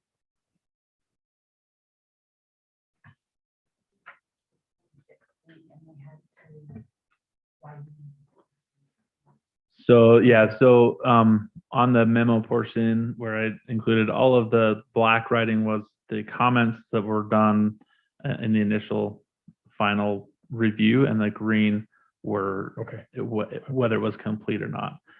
So if you read in the green, it says the roads meet requirements in the new private road ordinance, and then the developer needs to include sidewalks on every side of it, but that was complete. So it is a complete item. Nope, thanks. I just was having difficulty tracking that one. Okay, and then let's see. The only other question that I've got is the parking requirements. So you made a note there that the parking requirement was going to be partially fulfilled by utilizing garage spaces, but there's also a requirement within city code to provide a storage area per the type of construction that they're being proposed to be built here. And so it just got me thinking a little bit. I know it's only 30 square feet that we're talking, but I kind of worry that, with all of us, you drive around South Weaver and how many people are actually using their garages for parking, or they convert their garages to a gym. Yeah, and I just worry about having that garage space into our calculation for a parking requirement, and I could see that hurting us long term. So I know it's not something that we can really fix and address within this final, but I do worry about it moving forward. I ship has sailed on this one, but that calculation seems to be harmed by the fact that they may not remain parking spaces inside of a garage for very long. So I think that becomes my personal opinion is that becomes the responsibility of the people living there to determine how they comply with the resources that they've rented or purchased into. it gets tricky for an enforcement piece for that, Sure. on the property management company and everything else. Yeah, it sucks. It's right now probably the worst things for our property management companies to have to police that. Yeah, and I totally understand it's not pertinent to the conversation. It's just a struggle that I see. And we do recognize that. And if you'll notice, all of our units do have driveways, so we'll have parking in the garage and parking in the driveway. And, because a lot of townhomes or this style of thing will have no driveway, and they just count on the garage. And so that's a concern for us as well. And we feel like with what we have, it's sufficient. If we've addressed it, we feel comfortable with it, so. Jay, is there any concern with the parking? Because I know one of the discussions that came up during city council was having it within a certain access point to the units. And it looks like there's the 4 spots to the east, and then the rest of your guest parking is on the, west end, east end. So I'm just thinking these units have no. access. There's nothing in current code that requires Requires them it to to be- put it in any certain location. Yeah, in there. That's helpful. Can I ask a quick question? For the parking, since we're obviously talking cars and trucks, will your CCNRs restrict campers and pop-up tents and all of that from being allowed to be parked? Is that something you guys have considered? You know what? I'll have to- I don't know off the top of my head. Okay, Um, just a random, but if we're taking up a parking space that's designated for a car with a camper or pop-up trailer, things like that, it has an impact. And I know it's obviously not something code requires or anything like that, but CCNRs can have an impact on what obviously the future homeowners will be allowed. And again, we want this, just like you guys, you put a lot of time, sweat, years, tears, all of it into this. We want it to be a development that we can all be proud of. And that our future owners, that when they move in there, they're proud of being a part of South Weaver. So that's why we bring up all of these questions. And to your point, in the event that it changes to ownership, then it would change to new HOA agreement. So. we Because I'm will have a guessing with chance- it being We'll have the- another bite of the apple. Yeah, with it being the multifamily investment rental, is there gonna be like a cap on the number of rentals, or they're all gonna be rentals? They're all for rent. They're It's like a all single rentals. owner renting So this it is, all right now. yeah, And there's a stopgap until the code changes.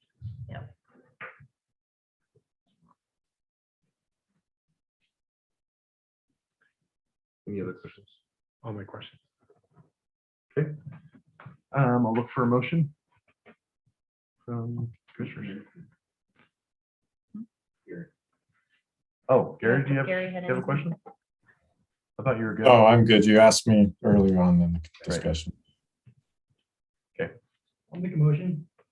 I'll make a motion to approve the action on final plat, improving plans and conditional use for CH zone over 1 acre for South Beaver Gateway Project, 62 lot, R7 residential and CH commercial located at approximately 2350 East South Beaver Drive by applicant Brad Brown. So you need to recommend approval, not to approve. At the end of what I said, You can just say, you can say amend that to recommend approval.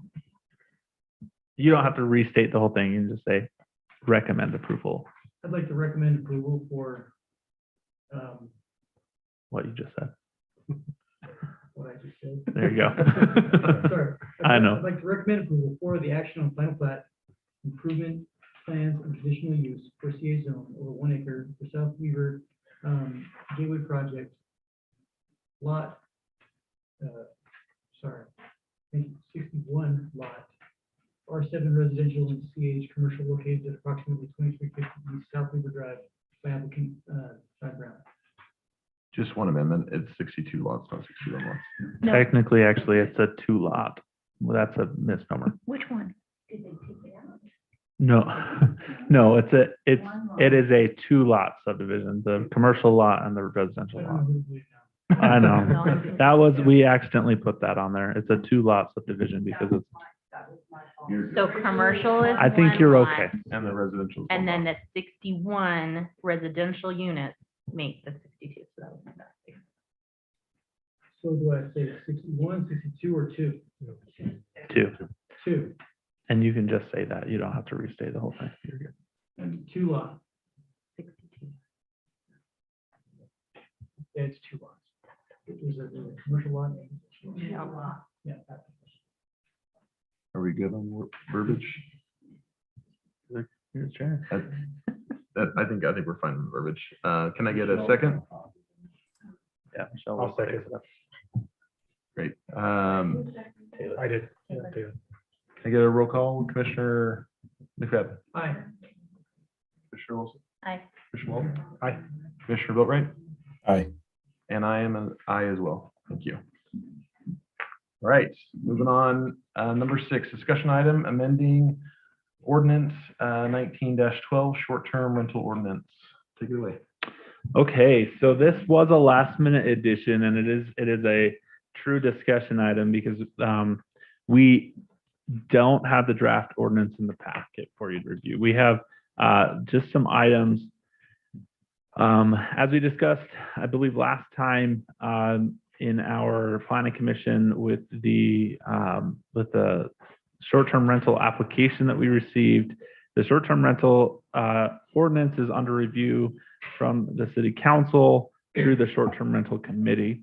The short-term rental committee met and proposed the following changes to the short-term rental in general. What we're looking tonight is your comments on those items and any additions or recommended changes to those items that you would like to recommend. What we would create, if there's substantial recommendations and changes, we would create 2 draft ordinances, one for the short-term rental committee that they suggested, and one is the planning commission kind of amendments or changes to that. I know it's really confusing, but we just want to be clear of what the planning commission is recommending on top of what the short-term rental committee is recommending so the city council can review both. They love when I send them multiple ordinances of the same ordinance. But I feel like that's the best way to get your feelings addressed rather than drafting one ordinance that the short-term rental committee recommends with some notes by the planning commission if there's substantial changes. If there's a few minor changes, then those can be notes. But if there's a substantial change that you wish to throw your hat in, this is your opportunity to discuss it. So it's 4 items that they wish to address in the short-term rental ordinance. One is that in order to qualify for a short-term rental, you need to be the primary, the owner of the rental needs to be the primary resident of that rental. So the primary resident would follow basically voter registration laws of where your primary residence would appear. So it's over 6 months of the year, or if there's other outlying stipulations, if you're on a mission for a church or on military assignment or various other things. So it would follow that definition. So that's the first recommended changes is that in order to apply for a short-term rental conditional use permit, it must be a primary residence. And the owner must be the primary resident of that unit. And also to clarify, in that same vein is what is a single family home and what are single family zones. So right now in the short-term rental, it says that it must be in a single family home. However, there's not a solid definition of what that could mean. A townhome could qualify as a single family home because it's a single family residence that is attached, right? So we want to define what a single family zone is and put that in the ordinance. So in summation, what that would do is would allow short-term rentals to only be allowed in a single family zone. The next requirement is a distance from school requirement. So the short-term rental went with a recommendation of 2,000 feet from a school. This was in conjunction with, this isn't the state of Utah's requirement, but it's a requirement from other states of a 2,000 foot distance. State of Utah does not have a requirement for sexual offenders within school zones. You just can't enter a school zone or enter a congregation zone for children. And so, but after reviewing a few different options, we felt that was the recommendation of the short-term rental committee was at 2,000 feet. How is the 2,000 feet being calculated? Is it It would be door to? It would be a radius as a crow flies radius In the center of the house. from the center of the center? house. Yeah, Okay. yeah, that's the easiest way. And if it comes within that 2,000, It would not be allowed. even by an inch, It would not be allowed. Is it the property or the The property of the school. So can I just ask a quick question here? Mhm. So when was this added to the agenda? Because it's not listed on the, I just checked and saw under the agenda item on the website, it's listed, but under the packet, it's not. Right. Yeah, And Mhm. it was added yesterday afternoon. Okay, well, I don't feel prepared to talk about this when, I mean, I would have loved to seen those 4 things before the meeting to think about it, Mhm. rather than have a 3-hour discussion of, I don't know, I'm just throwing that out there. Mhm. I think it, Sure, you said. Now, the thing is we're not drafting the ordinance tonight. We will review the ordinance in the May Planning Commission. So you will have the month to consider that. But I do respect and understand that it was something that was a surprise item, last minute addition to the agenda. because I haven't seen anything to respond to. Mhm. And to Yeah. even put some thought into, I don't know, I think we need to, my recommendation would be to postpone this discussion. I know they want to move on it, but I don't think it's fair that we haven't even seen what we're talking about or to think about it. We can definitely do that. What the intent was tonight was to inform you of the proposed changes and give you the time to consider them, and then so that you have the opportunity. So yeah, it wasn't in the packet, and it didn't. You didn't have time to consider them before this, but it was just So is this a discussion item or are you just informing us? just a discussion. You can't. We left it a discussion so that you could have a discussion if you chose to, or we can leave it as however you want to do that. But it was mainly to convey the intent of Okay. the short-term rental. Well, I apologize to interrupt, but Oh, you're just fine. need to get that. I off my understand chest. it was a curveball and it's a last minute thing, and we don't normally do this without a draft ordinance. So I understand the confusion and the concern there. It was a timing issue. I will completely own. In the list of things that I needed to do, this was one that I forgot to add to the list. you had a So whoopsie. it was a whoopsie. So you can all stone me later after the meeting. Blair wants to the whole time. So the 4th item is to cap the number of short-term rentals available to the city. The proposed calculation is 0.5% of residential units not exceeding 25 total units for the city. So we would take that 0.5% of the residential units for the city, and then get that calculation. So right now that would equate to about 13 that would be available. How many do we have that are currently We have approved? five that are currently approved. And again, we're going to cap at 25, but there's a calculation. Max 25 on the calculation. So if we do 0.5%, and let's say we grew to 10,000 households, which won't happen, but if we did that, we would cap it at the 25. But right now we're at 13. So that's how we're doing that. Can we cap it at 5? 25. 25. No, I mean 5. Oh, you want to cap it at 5? Yeah. Okay. All right. The 5 we have right now. Yeah.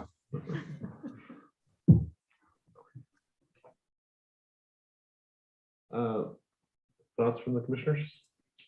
So I have a question about the item number 1, that it has to, the residency. So if it's someone's primary residence, and maybe this is intended, but like, what do we mean, that they have to be living there? Because I don't. So, and maybe this is on purpose, but I'm trying to figure out, how is someone living there going to be able to rent it out? There's a few different options so the state defines that basically go off voting registration, right? So you have to live in your home over 6 months of the year, or if there's some outlying exceptions, like you're on leave, or you have a military deployment, you have church deployment. That's a very official term. It is basically the same thing. So that could be one so perhaps they live somewhere else for 5 months of the year and want to rent out their home for those 5 months that they are living down south.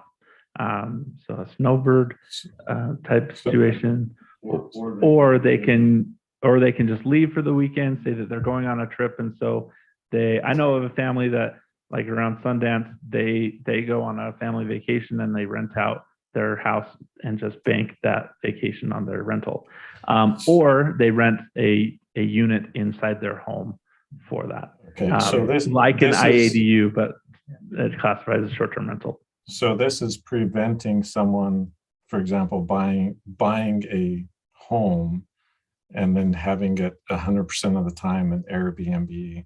Is that correct? Okay. Correct. Thank you. That explains a lot.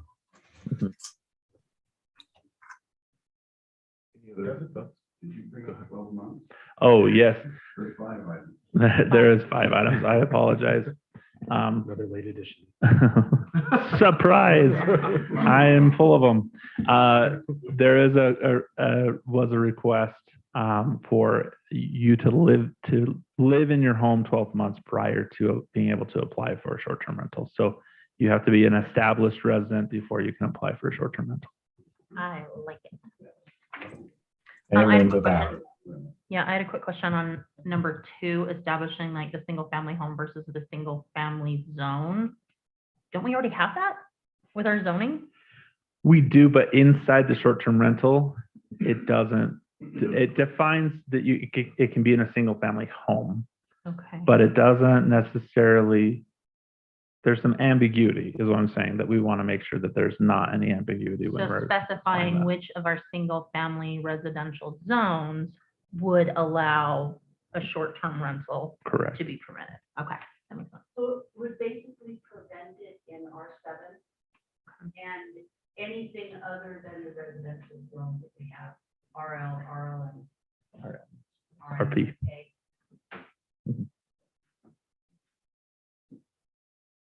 So there would be 4 zones that it would be allowed in?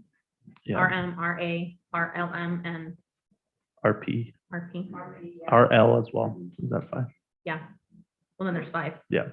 Your military townhome, you're not allowed. No townhome. No R7. It's considered, what's the definition of short-term? Short-term is less than 30 days. So if you're in military deployment, you would still be able to rent your house. Yeah, long term. Unless he's mentioned a townhome, and that would not be allowed in the future, because it would be not in a single family zone. It would be in a multifamily zone. Can we go greater on the 2,000 square feet or feet from a home? Because it's about half a mile. You can give whatever recommendation you want. Yeah, you can give whatever recommendation. Now at first we did Standards consider. across other cities. Is there kind of like an established I can tell you Not what I've really. seen is typically 600 feet. 600 feet? Yeah, so 2,000 is like way above and beyond what Sufficient. typical, yeah, I mean, that's like over 3 times the distances typical home or typical city. I think Yeah. 2,000 is Yeah. more than sufficient. Yeah. I think that's pretty good. No, in South Weaver. I don't have anything How else many to add. miles I think wider? this hits on everything that we brought up last time we had the discussion, actually. This is really good, I think. I mean, Yeah. I don't mind there being a max of 25 rentals. Like, that doesn't bother me necessarily. If you guys feel differently, then we can recommend something lower. I Well, don't what's our have a- growth population?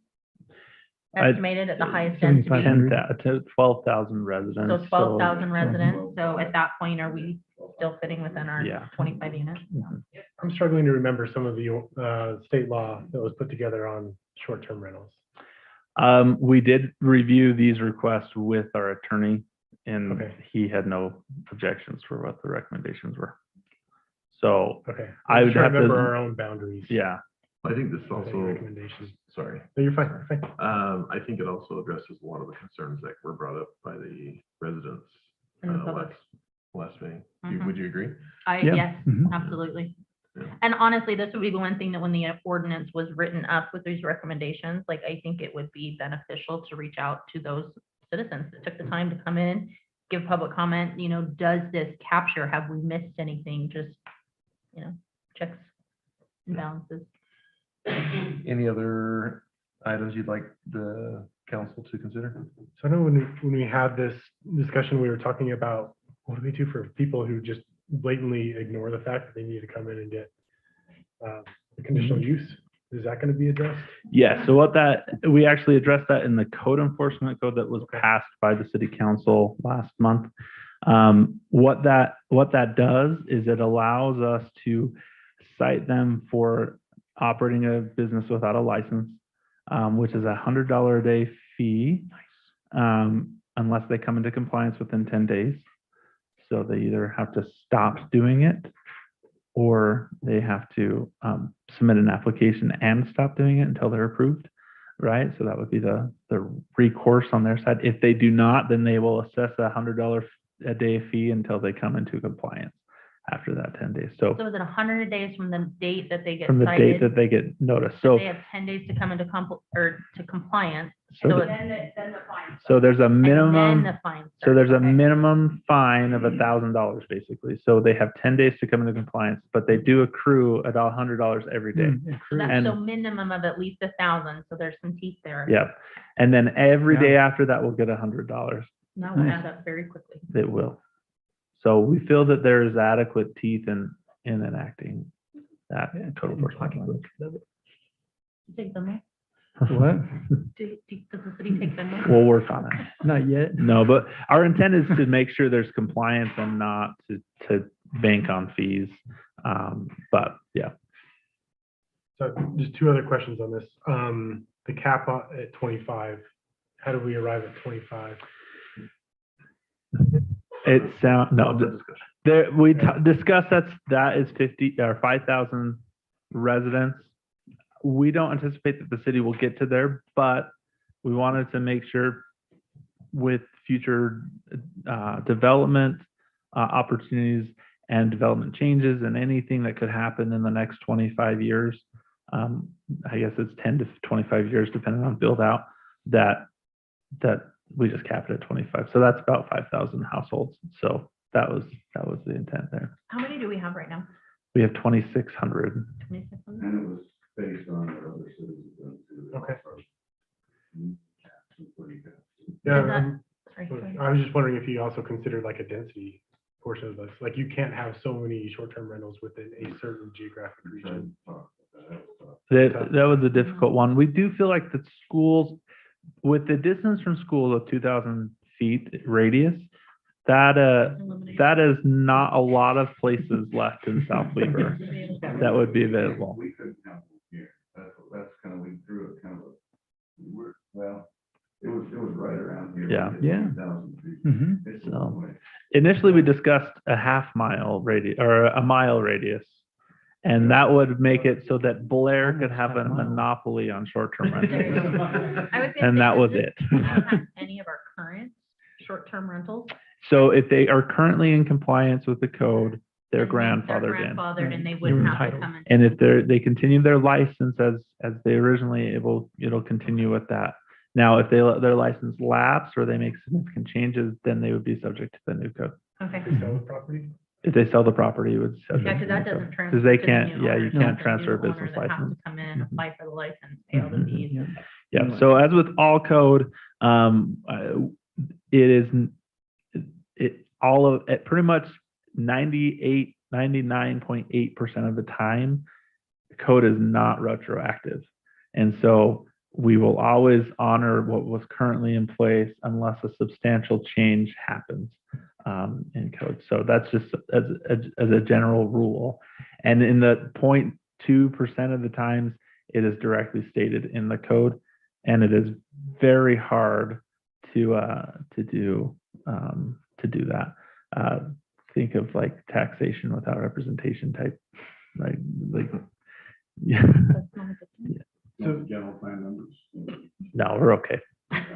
So just on that same point, once we reach that cap, I'm just kind of trying to think out. Once we reach that cap, somebody moves, Mhm. then it's a race to get that spot. Yes.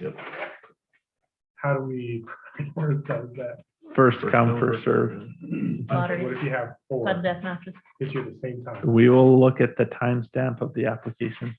So they are required to email the application into our business licensing, and we'll look at the timestamp of that business license application. Has to be a full application as well. So if it's not a full application, it will not be received. And some cities have a waiting, list, like Berkeley has a waiting. Yeah, Mhm. So there's several of them. Because they cap theirs out, but they only allow a certain percentage. And if it came down to it, we could definitely do away now. Yeah. First come, first served. okay, I appreciate you answering those questions. Mhm.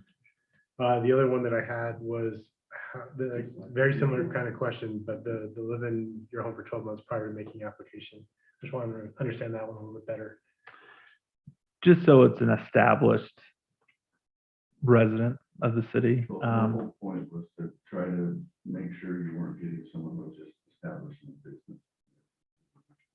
Their intent wasn't to buy a home to then turn around and rent it out.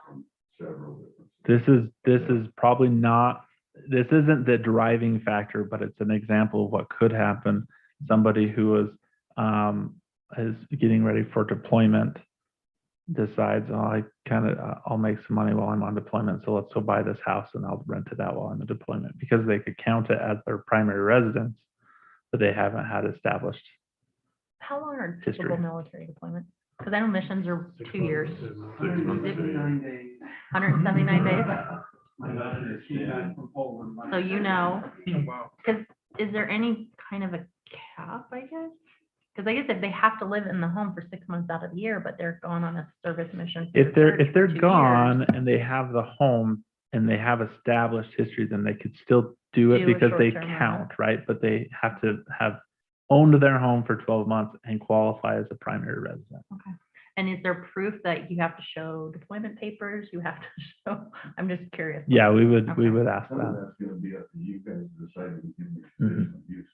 Ah, And so all those things still apply. It doesn't just give. it doesn't go away in blank, okay. You still are gonna establish all those rules when they come to apply for their conditional use. Mhm.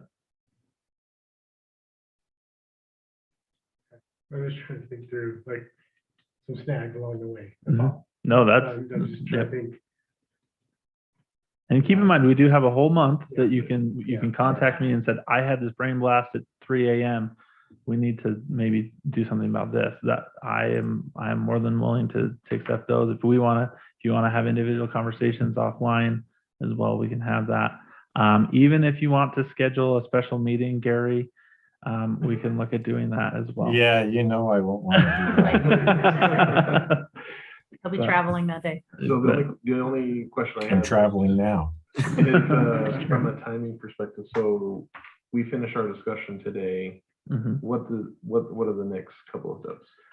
So the next steps is to, the next step will happen at the public notice for the ordinance, which would be in about 3 weeks. And then we would hold the public hearing and review the draft ordinance and have your recommendation on the draft ordinance. And then from that point, in the May 24th city council meeting, they'll consider the recommendation from the planning commission on the adoption of the ordinance. And then if it's approved by city council, Once it's approved, that's the day of approval, it goes forward. So. So I just have one more comment. We've talked a lot about, those, homeowners who may be in the military who go on deployment. I think we need to be very sensitive to that. I mean, our servicemen and women are grossly underpaid. And I think we need to take into consideration that if they are willing, they're serving our country, and if they can make a few extra bucks by renting out their home, and if if everything's in line, they're following code and, there's no disturbances in that. I just don't, I don't want to be the person that says you can't do that while you're out protecting our freedoms. I just think we need to be very sensitive to that, especially where we're so close to Hill Air Force Base and we have so many service members in our community. So that would be my only caution, is that we need to be mindful of that. I think that's a great call out. And I will say kind of like along those same lines with them obviously being gone, serving, not necessarily being present to handle issues that might come up with a short-term rental. Is it fair to say, hey, we need to have like a designated property management contact? Well, Like, we require it With the short-term CUP? rental application, they're required to have a local contact. Okay. Can handle issues Yeah. when they come up, things So like that. long as it's not somebody who's deploying with them. Yeah, that would work. Is there anything in either in code now or what you're recommending that says if you are in violation X number of times, does that go into the license itself? Or should we build that into Three the? strikes. Yeah, it's the strike rules. Oh, okay, got it. You mentioned that. That's right. Any other thoughts here? Okay. We're not taking any action there, so. No. Okay, number 7, comments by the planning commission. Commissioner Boatright, I'll start with you. I don't have anything. Commissioner Walton? Yeah, I got a few. Just through the course of the conversation tonight, I heard a couple times that we have code that includes ownership and fee of, is it PUDs and townhomes? So what it is the R7 code does not allow for a townhome plat. No zero lot line. No zero lot lines. So there is some fixes. Basically, we can write in a definition for dwelling townhome and have it in the definition what that is, and that would have a zero lot line associated with it, and therefore it would be able to count. So if you look at the PUD ordinance that we considered, it had the twin home, which has a zero lot. Because there's a definition in our approved uses of what a twin home is, then it was allowed as a shared walls zero lot line. But we don't have that definition for townhomes. I think it was an oversight when we went through. I don't know how it was an oversight because there was a million things that they were looking at. So I don't blame anyone for the oversight there. But that's the conversation of a for sale, for rent. So the code doesn't say you're required a for rent project. It is the uses for the zone allow for a condominium, which is a different plat than a townhome plat, or allows for a multi-family unit, but does not state that that's a zero lot line. It just is a blanket multi-family, but does not allow for a townhome. So when they applied for the project, they were unable to do a townhome plat because we didn't have that as an accepted use. They would have been able to do it as a condo plat if they wished to still have a for sale product, but then they would be responsible for owning the outside building and the land that it's on it. And so they felt that if they were going to do that, then they would just control the rent completely and then build them to code to match a zero lot line. And then eventually, if the code changes, ask for a replat on that. Do we have our R7 code under review by code committee to address this? Not currently. Not but currently. How do we get it? Because I think this is big, and this was a big miss, and it's a big miss that it's going to have an impact. And it is what it is at this point. We can't go back and change it, but it is on the list of items, That but list is- It's so the list is long. deep. and aren't you playing catch up? Like every time you're trying to stay ahead of everything that's coming in. To allow that to happen, they can change it. So that was my comment, does it go without saying that this is gonna be Okay. an agenda item with the code committee? Like just to address the description and, So I would say that you could request that the city council request it Okay. from the code committee. I know that's very roundabout, Are but you the gonna do it or the am I city gonna do it? council has to give direction to the code committee. okay, I know Blair's rolling his eyes underneath it, but That's Sorry, just Blair. procedure wise and authority wise, that's how we have to do Fair enough. Michelle, what he said. it.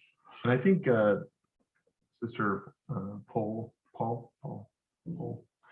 I think she would favor the townhomes. I do too. And I So- honestly think it's more in line with everything that they have said when they come before planning commission, when they've come before city council, because this is not the first time. They've been here multiple times. And again, we want a product that we all can be proud of. And I gave a yes, but no, there's hesitations with it, Mhm. but it is what it is based on what our code permits. Right. So, That's their exact word, they want the for sale product. yep. We're getting into this, sorry. No. Why wouldn't they have asked for a variance? They would have to go through the development agreement process. Oh, That's state action. And I think you understand the reasons why they didn't do that. I would have been happy with that, but others. These quickly just change that definition and add it to R7.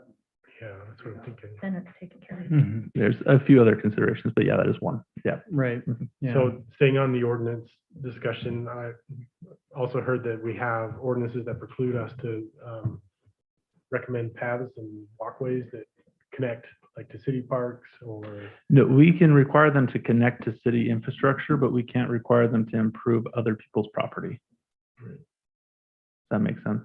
So that path that we were talking about in the Gateway project, it connects to an adjacent property, but the city doesn't maintain that property. It's a private property, so we can't require them to improve somebody else's property. specifically is the Peterson development. Just allowing that ability to have that simple connection between a street and a park. I just don't know why. It wasn't that the city disallowed that use. What it was is that the city, if the pathway was included, the city wanted to make sure that it was to city standard, and the developer didn't want to maintain ownership of that and have that within the HOA. Was it talked about It to was- donate dedicate it to the city? We talked about that, but the city also is hesitant on gaining new assets with the limited staffing that we have. So that it's kind of a rock and a hard place, and I understand the frustration on both sides. They're And gaining a whole bunch of park space. well, the park space is still available and accessible. That was the crux It's of it. not cut off from these homeowners or future homeowners. You're just gonna have to walk. Yeah. So that was it. As when we consider it on staff and is taking on additional infrastructure and maintenance is just something we have to consider with the limited resources that we have right now. So can I ask, is that the same situation that we have at Cherry Farms? Where you have that path that comes off a cul-de-sac to the north? Are we maintaining that sidewalk? Yeah, I believe so. Mhm. Yeah, it Is seems that like by the a, volleyball? no, it's by, Trying to envision. where there's a that's bunch of at. cottonwood trees right there. Yeah, where is it? I live right there, so that's like. Yeah. It's Like, there's a path. All of those paths the city currently maintains. North. Okay. Oh, Just like on the down below. Mhm. So we had a lot of discussion with the developer on that, and that was just what resulted is that it's the maintenance, and it is costly to maintain because it's not like 1,000 feet of trail that is contiguous, and it was something that was 6-foot wide strip, 150 feet long, and the homeowners didn't want that responsibility for the life, and I'd have to create an entire HOA and charge $1 a year Just maintain that. to maintain that, and the city told me what I had to improve it, but then they didn't want to take it, because they didn't want Yeah. to maintain it either. See, I just wonder if our standard is too high for that kind of connection. So I don't know if we can look at the standard and say something to simplify this and just have a gravel path versus asphalt or concrete. I don't know, it just seems like we miss opportunities to connect I agree. these neighborhoods if we. Yeah. We only Door have a explore. few more, honestly, that are gonna be left. Yep. Everybody else, you're riding your bike, you're on the sidewalks, you're on the street, you're Yep. walking. I mean, just, yeah, we can do that. I'm all about community connectivity. I agree with you. I mean, there's a connection, it's actually in Canyon Meadows, where the power lines are, familiar, right, will be developed at some point. I think it's in the city. Right. And so it's not that, it's just right down the road. If you don't want to go around the other way, it's pretty close. Okay. Or you just get to get, be good friends with that particular neighbor and say, hey, okay, through. No, I mean, I grew up in a place where to get from school to my house, I cut through a neighbor's yard and they didn't mind it. Years later, everybody used that cut through and it was very beneficial for the kids, right? They didn't have to go out onto a busy street or around to other longer routes. But man, the property owners hate it, right? Speaking of which, isn't that why there's now the fence that got installed on the western border of Maverick? So that the kids No. would stop walking instead of being right along South Beaver Drive. There's a fence now. And that path they used to take that they could walk that kept them safe is now completely inaccessible, which is unfortunate. Yeah. Yeah, Yeah. hopefully the gate's not locked. Did you? So just on that, I'd like to maybe take a look at the ordinance again, just to see if we're requiring too high a standard where we just can't make a simple connection. What should be a simple connection. Yeah. So the other one was, I'm still struggling with our sensitive lands map and how to apply some kind of review to any parcels that come under development proposal in those areas. So tonight we addressed that we do have environmental monitoring wells that make up that part of the sensitive lands area for our city. And it just feels like, at least me, I'm struggling to figure out how do we do our due diligence as a city and just make sure that the developer gives us something from any interested parties that resolves what we feel is a environmentally sensitive issue. So again, this falls on code committee, I think, right? Just to look at review processes and maybe what we would like to see as a more framework approach to what we, in those sensitive lands, what are we asking the developer to really do with that portion of our general plan? I mean, the sensitive land code is part of our code in chapter 10 or title 10. An application here, it's really difficult to try to figure out, okay, it's in our sensitive areas, but for what purposes? And what is it that we can do to just make sure that we're doing our due diligence, that we're not setting ourselves up to go contrary to an area that we identified in our general plan that what is sensitive? Like, what is it that we're trying to protect? Is that already built into the staff review? Yeah, staff review, we look at the sensitive land code and go through that. As we look at the sensitive land map, we assess what areas it is and what sensitivities lie within that area. It is. And so it is part of the review. I mean, that's why there was the geological surveys. That's why we have, the requirement for wetlands and we make sure that they have the proper permits and leases available for hill or for space. Is there So something that, sorry. No, you're fine. I thought you were done. You breathed and I thought, yeah, sorry. I don't normally breathe. Is there something that they're doing that you just want visibility into? Is that kind of what you're thinking? Yeah, I by and large, I mean, there have been a lot of conversations about putting people in the path of those plumes, those pollution plumes. And so I just want to make sure that we're, dotting I's, crossing T's. Sure. Yeah. If I hear you right, if I was to restate what you're saying, you want to have some form of framework by which to make decisions on that. Is that accurate? Because it seems kind of freestyle for me too. When they say sensitive lands, it's like. A checklist maybe that say, hey, this was what has been done on sensitive lands. Because I'll admit, I feel the same way. Is what are our requirements in terms of protections for the city, for the citizens, for future development? It would be nice to know, is it just a geotech? Is it just, that kind of a study? Or is it, this has been done, this has been discussed? Just will help. Is that something that could be as easy as just staff calling it out as a bolded item? Sensitive lands, check. Possibly. Do that. Do that. Mm-hmm. So like for the contaminated areas that come within our city, it feels like we should have a letter like we do from UDOT that says, this is okay. The development proposal Meets meets our these standards, standards, meets yeah. our expectation for what's safe. And so I think Hill Air Force Base, their environmental flight is pretty good about just providing a quick recommendation, not a huge burden. Is that a preliminary requirement or is that a final? Sketch plan is preliminary, depends on what it is. Certain things are addressed sketch, certain things are preliminary, but they're addressed prior to coming to planning commission, for sure.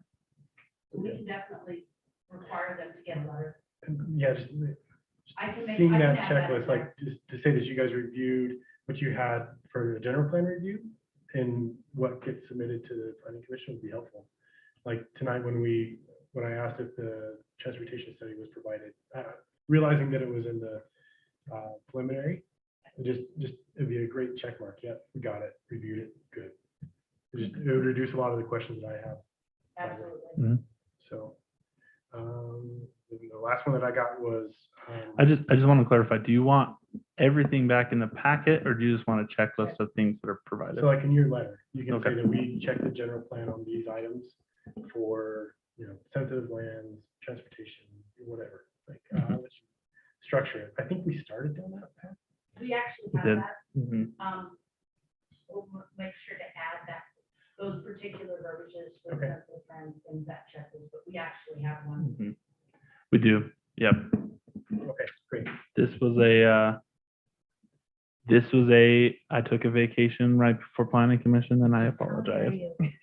Well, we know how to solve that, don't we? I will never do that again. I'm tied to my desk for as long as I live. I'll work it out with my wife. If I could just ask one more question.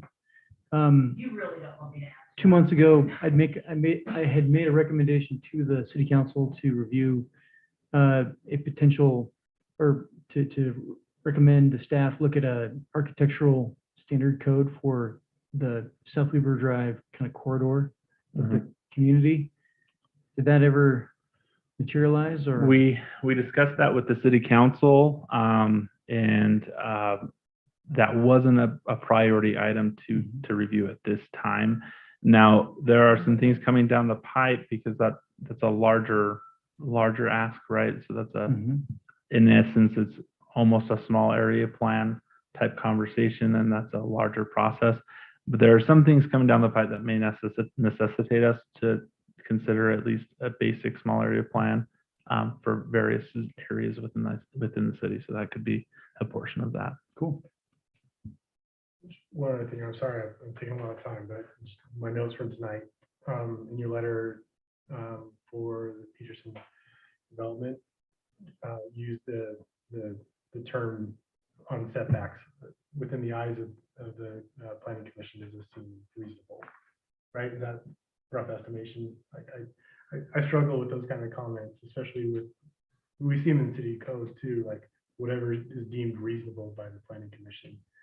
Those seem like such judgment calls. And yeah, It is true. That is the nature of the item, though. I mean, we can change that in code and require them not to be subjective and have a specific I think item, but my recommendation here would just be, how many references within city code do we see the term as deemed reasonable? And just get a sense of how many other items. There's a few. Conditional use is one area that you have a larger purview over as the land use authority. And so it does show up in there, but that's the nature of a conditional use, is that you get to set the conditions as outlined in code and as allowed by state statute. So the setbacks a part of the conditional use? It was, yes. Mhm. Fair enough. Then we're good on that. Yeah, so I know it's everybody's least favorite thing is to review and use your judgment, but that is one area that is one area that you get to have that. Responsibility of making a decision. You good, Commissioner Walton? Yeah. Commissioner Wilsey? Are we just kind of on open? Yes. Okay, good. So one thing I forgot to bring up, and I'm really sad I didn't do it. And I appreciated Tim Grubb for bringing elevations for his design for his building during preliminary, because we didn't get that on South Weaver Gateway. I truly don't know. Yeah, they provided it. We provided it. Was it in the packet? Uh-huh. Preliminary. No, it's Elevations, as a, like the elevation. Like what it's gonna look like, it's not in there. We did an architectural They review did give the Okay. architectural. in the 'Cause I was preliminary. Like one on the townhomes and then one kind of a design show. At preliminary, Yes. It was at preliminary. So yes. would- is that when it's required? Yes. Because what Mhm. would be really, really helpful is, because I don't remember what they look like. And obviously we saw the plat and we spent a lot of time discussing the plat and the easements and the adjustments and all that stuff. It would have been nice to know again what these, because if I am remembering, they obviously did not stand out as having any significant architectural. And I know that's something the planning commission has discussed with previous developments. I kind of feel like these are gonna be really vanilla. Especially when the commercial switched. Yep. Right, it seems like that's a change to the elevations, unless, Well, it didn't switch on the preliminary. The preliminary was, Orientation wise. This is what Yeah. Mhm. they're going to kind of look like. I mean, because each business is a built to suit, Yeah, the that's gonna be businesses different. themselves are Sure. going to be, And shift. it's gonna be a little bit different, but I mean, this is the style they're going to keep to. Mhm. And they had one commercial view, a view of the sign style that they're gonna use, and then it did show Because I think what's helpful is, I know with the development that's there on the north side of South Weaver Drive, it's gonna be the, soda shop. Like, we got color rendering. It was just very easy to visualize and to see, okay, this is exactly the intention. Because I feel like when it's just a very basic drawing, we don't know. it was a color rendering. Was it? Okay. I I'm just sorry, couldn't remember Gary. if that was a preliminary requirement, which is why I appreciated that we got it tonight for the Peterson Farms. I Right. couldn't recall It's it. required before, like, we can do it either in preliminary or final, but in practice, we do it in the preliminary stage, just so we have it. in. But, yeah. Commissioner Boatright, what were you gonna say? Sorry. I'm good. Meeting's gone on long enough. Hey, we still got 2 more minutes. 2 more minutes. It's been 2.5 Oh, hours. sorry, your cutoff is 8. Sorry. it looks really late where Gary's at. It's not 5 hours for the planning or the city council meeting. We're doing good. Kidding. Got another 4 hours. Kidding. Commissioner No, Wiltie? that was all. That was my only final comment. Our latest On meeting tonight's is 1 meeting. a.m. Commissioner McFadden? I'm good. I don't have any comments. Oh, Gary. No, I'm sorry. I move we adjourn. Jeez. Gary's done. So moved. There we go. We're done. Yeah? we need a second. I'll- Oh. Second that. I thought- I didn't know you There needed you a second. I was yeah. thinking that- Marty, just Mr.